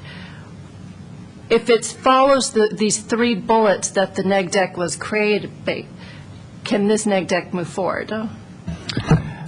Let me respond to it in a slightly different way, not directly to your question. I think it would be difficult to craft the conditions for approval to get you to a place where you knew what you were getting with the revised design. As I understood the testimony from the HPC members, they're asking for fairly significant redesigns to the building in terms of its transparency, its architectural style. They wanted something more conservatory in style, and they wanted the south building in particular significantly reduced in size. You're talking about a very different design than what you have before you. I think it would be extremely difficult to get to an approval tonight by crafting it through conditions of approval. I think you're talking about a continuance at that point, so you can see what the revised design looks like. If in fact we would want that. I mean, we haven't even gotten to that point yet. So we have to get to that point. Commissioner O'Donnell? But just to follow up to that, if we were, for example, to say we could not approve a negative declaration for the proposal of building the buildings, okay. The other issues we have before us, for example, the lot line adjustment, the residence on Wilder, the reduction in the restaurant site, a number of those things, it seems to me, perhaps are unconnected to the negative declaration or the need for a negative declaration. So if there was some sense in this, and I'm not suggesting there is, but if there was some sense in saying, well, there are some things we can at least make a decision on, whether it's approval or rejection. Right. Because the only thing the negative declaration prevents us from doing is those things which arguably would have had a significant adverse impact on the environment. And that probably isn't the lot line adjustment, probably isn't the reduction in size of the restaurant, that kind of thing. So if there's any reason to do that, we could do that. I question whether there's any reason to do that. And let me clarify, I was simply responding to the Commissioner's question about is there a way to approve those outbuildings through conditions of approval and route it back to HPC. I wasn't meaning to imply that there was nothing the Commission could do in terms of a positive action tonight. May I? Commissioner Machici. You know, I would start to look for some consensus on these outside buildings, all right? And That's- I'm not getting a feel for that at this point. May I finish? Okay. Yes. HPC, clearly, we've met a number of times and said, we think putting a couple of buildings out there is okay, we just don't like the size of them, we don't like the design of them. Effectively, that's what we kept saying. We also kept saying, but recognize we may say that, but the planning commission may not, all right? And we said that a number of times as well, all right? So I'd really like to get a consensus of how many of us here feel that no building should be there? I mean, and, you know, let's get this thing on the table here and decide what we're talking about. Commissioner Machici, thank you. That's sort of where I was trying to go there. Okay, I was trying to go with that. So maybe we could have a consensus motion. I could start with Commissioner Machici, and this way? Commissioner Kane. We'll start with Commissioner Kane I'm agreeing. on a consensus. I'm agreeing with Commissioner Machici. Yeah, I'm a big fan of the general plan. The general plan just doesn't support this. Goals, policies, strategies, Los Gatos is distinctive. We ought to preserve, promote, and protect existing small-town character, quality of life. Historic buildings should be preserved, protected. We're not doing that with anything on that front lawn. I mean, I walked back and forth a number of times. I looked at the design and I thought, what are we doing? We're arguing about how much of the mansion to cover up. Why are we covering up anything on the mansion? We have commercial guidelines. And reading from the introduction one, it's historic preservation. The unique character of Los Gatos is part of a result of the older structures of the community. The downtown area is listed on the National Register of Historic Places and is especially important in this regard. I'm sure you might have a trump card for that, Phil, but I don't know. I'm really impressed by words and what they mean in and of themselves. So from that standpoint, I would support the A&S on my consensus. I would support the A&S on the stairway. I would support the CUP on the restaurant reduction from the second floor. What I wouldn't support is any touching of that grand lady, and that includes the two structures and the invasion of a parking lot onto the mansion property, which has been described as the east side of the lane in the back. That's what I would offer as my consensus. Did your answer no on that? His answer is no. My answer is heck no. No way. That's two no's. Okay. And also that we do Wilder at another time. And we're not going to have time tonight, I'll tell you that right now. I'm watching the clock. I would just want to warn the commission, I'm watching the clock, and 11:30 is our done date, our time. Yeah, we're not taking a break. I will perhaps call about 11:15 if I think it's going to go on for a motion to extend. So, Commissioner O'Donnell. I was...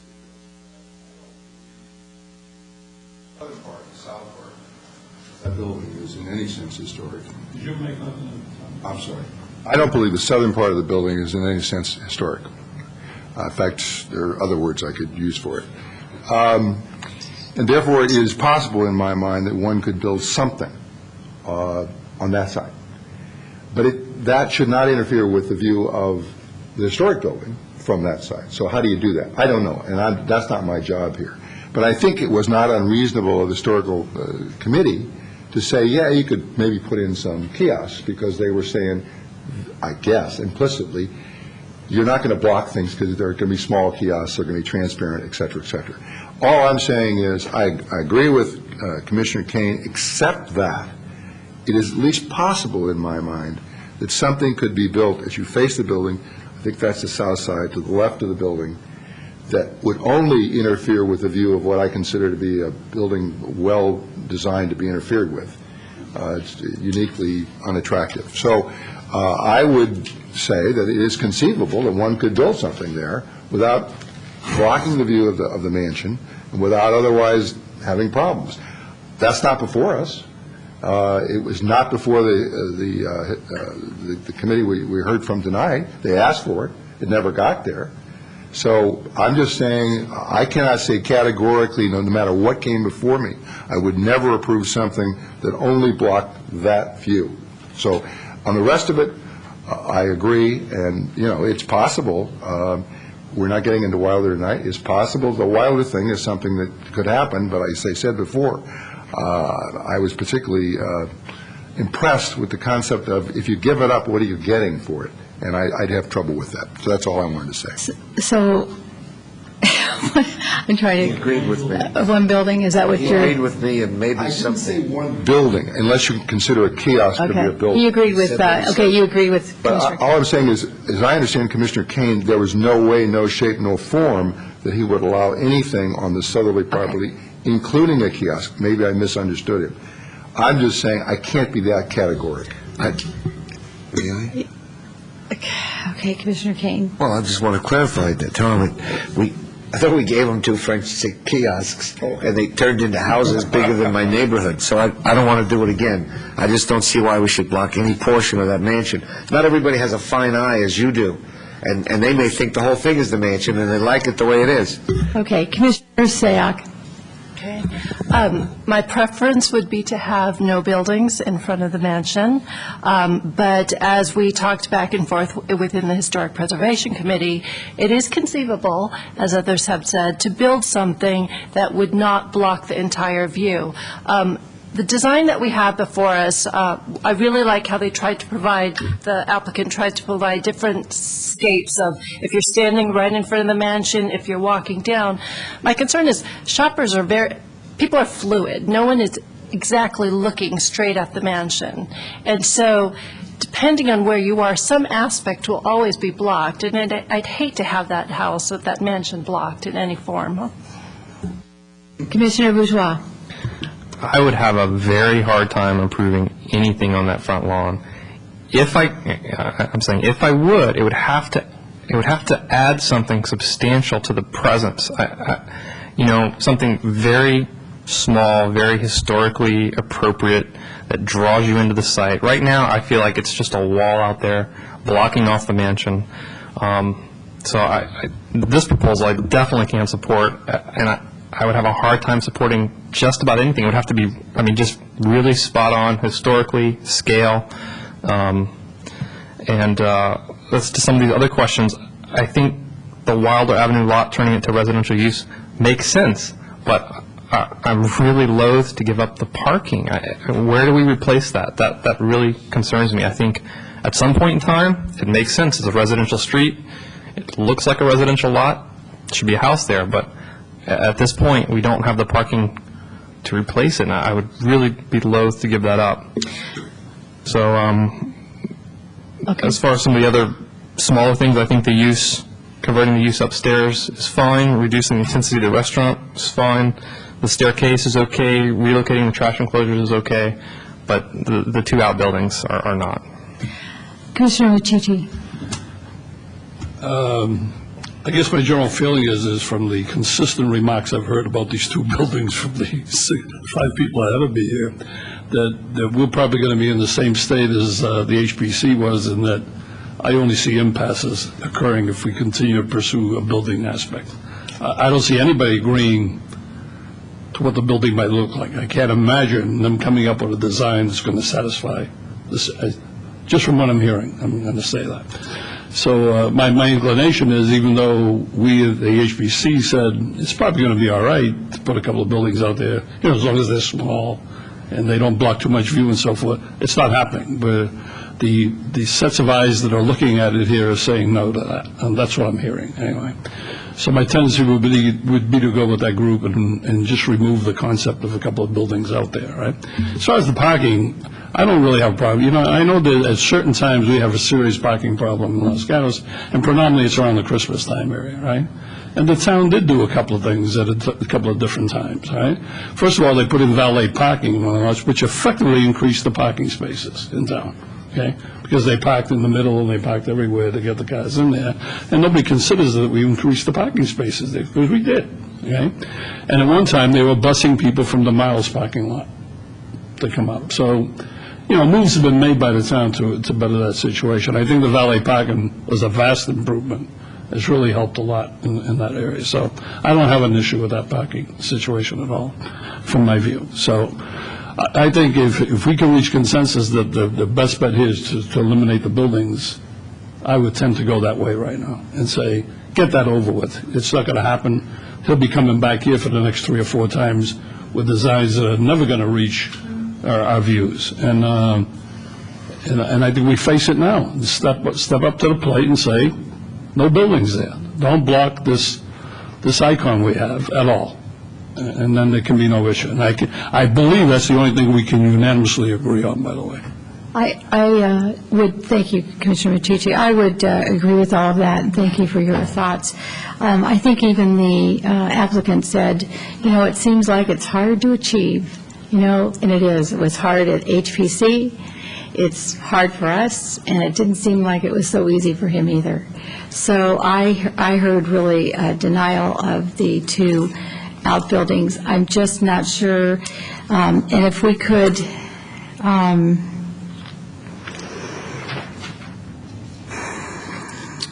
I think we could make a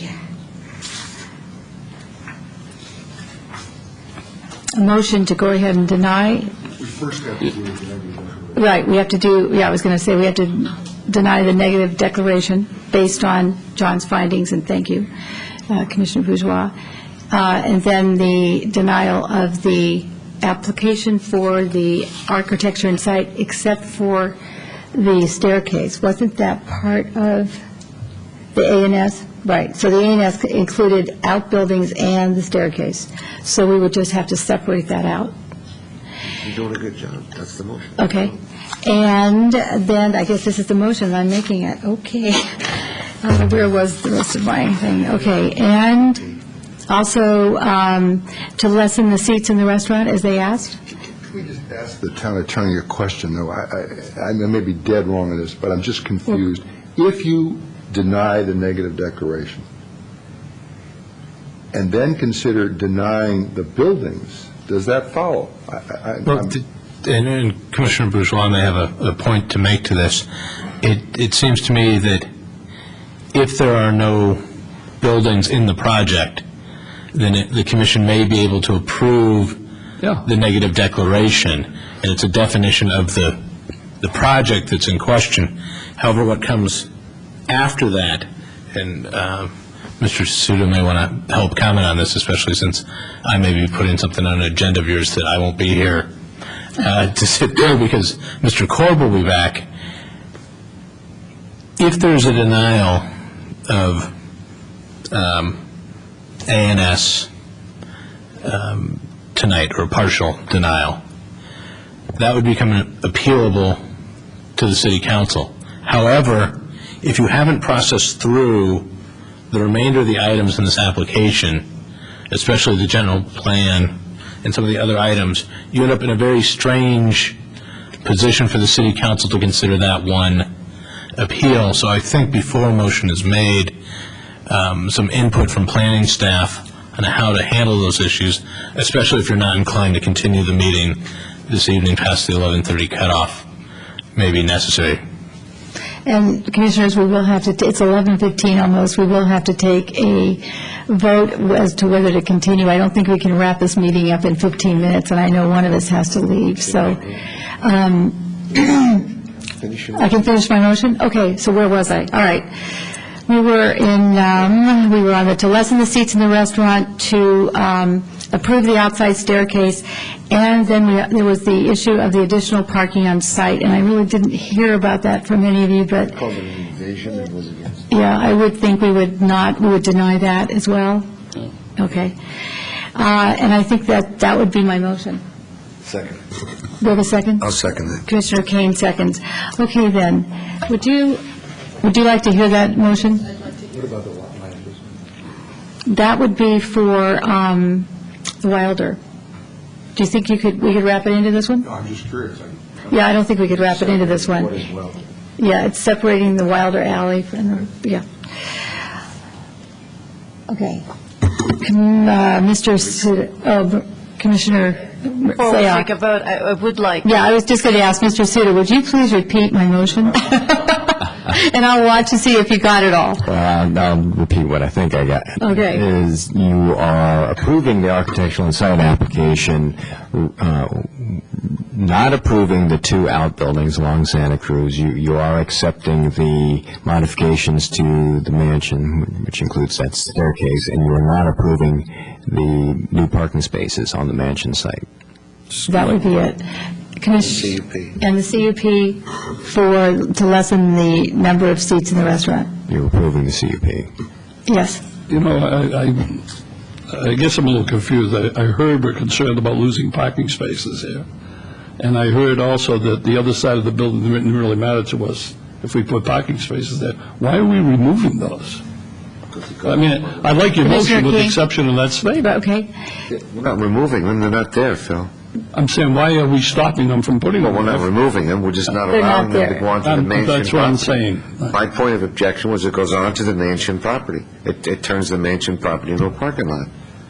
In the You back. can't see it, though, from that side. Well, but it is part and parcel of the property I line. think that parking issue is important to me. I've been on that portion too long, and to not allow them to have parking. Let me ask a factual question. Okay. Yes. My recollection is when I've parked behind the restaurant, that there is in fact some parking along the east side Yes. of the alley right now. Because I remember parking over on Wilder and then walking in with my wife saying, oh, I could have parked right there. Not at the mansion. Yeah. Is that the west side, though? Excuse me, is that, Well, I'm just asking the question. Yeah. I'm not. Commissioner O'Donnell, is that the west side you're referring to? The east side would be, I mean the east side. The west side is Wilder, the east side is the mansion. And if somebody asked me tonight, did I see parking spots on the east side, I would say yes, realizing I could be wrong. and I can't remember. So I'm asking staff, does anybody know whether there presently exists 6 or so parking spots on the east? I'm asking the question. On the east Commissioner O'Donnell side has of a the alley. question. Our records indicate there's no parking on this site, on the east side of the alley. Okay. Okay, so, Commissioner, we have a motion. I would, if I don't have any more comments, I'm going to, do we have a comment, Commissioner Bourgeois? No? Okay. I'm going to call the motion. All in favor? Aye. Opposed? None. Motion carries 6-0. As with all other motions, the applicant has appeal rights to the town council. Within 10 days, if you call a planning staff, they can certainly help you with those issues. Now we That's will- all agenda items this evening. So we don't, are we calling back the what? No, we're not doing anything. All right? Okay. Maybe, let me, Well, that's what I was going to ask. What do we do with the Wilder Avenue and, So you would need to continue the rest of the items if Right. you're not taking action on those. right, I would think that was right. And I would have a follow-up to our next meeting. Yes, Commissioner Bourgeois? Don't we still need to make the negative deck? deny it, I mean. Oh, you make it. Make it, because we've removed the two buildings, so the aesthetic impact no Oh, that's longer right, it's no exists. longer there. Thank you, John. So Go I ahead. move to that we make the negative declaration, and that the aesthetic impact is less than significant based on the fact that the two buildings are no longer there. Okay. I'll second it. And, yeah, Commissioner Commissioner Bourgeois has made a motion to deny, to approve the negative deck with the removal of the two-building aspect, and was seconded by Commissioner Machici. All in favor, say aye. Aye. Opposed? None. Motion carries 6-1. And now I'm going to need a motion to continue the rest of our items, which are right, to a date certain, but could we, those other applications would be, help me out here, You would Mr. be Lucido. continuing the subdivision application, AM 07005, general plan amendment GP 0701, zone change Z 07001, and variance application V 0701 to the 213. Can we do it at the next, what's our agenda at the next meeting? We'll place it on the February 13th agenda. Okay, thank you. So I'll need a motion to do that. So moved. Okay. Motion is made by Commissioner Bourgeois and seconded by Commissioner O'Donnell. All in favor? Aye. Opposed? None. Motion carries 6-0. Thank you, Commissioners. I have no more, I don't think we have any commission matters, except I would like to know, is anyone going to the League of Cities? No. Oh, where is our, I forgot to, our applicant, will you be able to be at that February 13th? We should have asked. Thank you. I am so sorry. Thank you. And, That's it. It's 3 days, and you can only go 2, right? right. So the meeting for the League of Cities, is anyone able to participate at? You are, We don't know. all right, thank you. I hope you decide to go. Thank you very much, and I adjourn the meeting. Thank you for your work.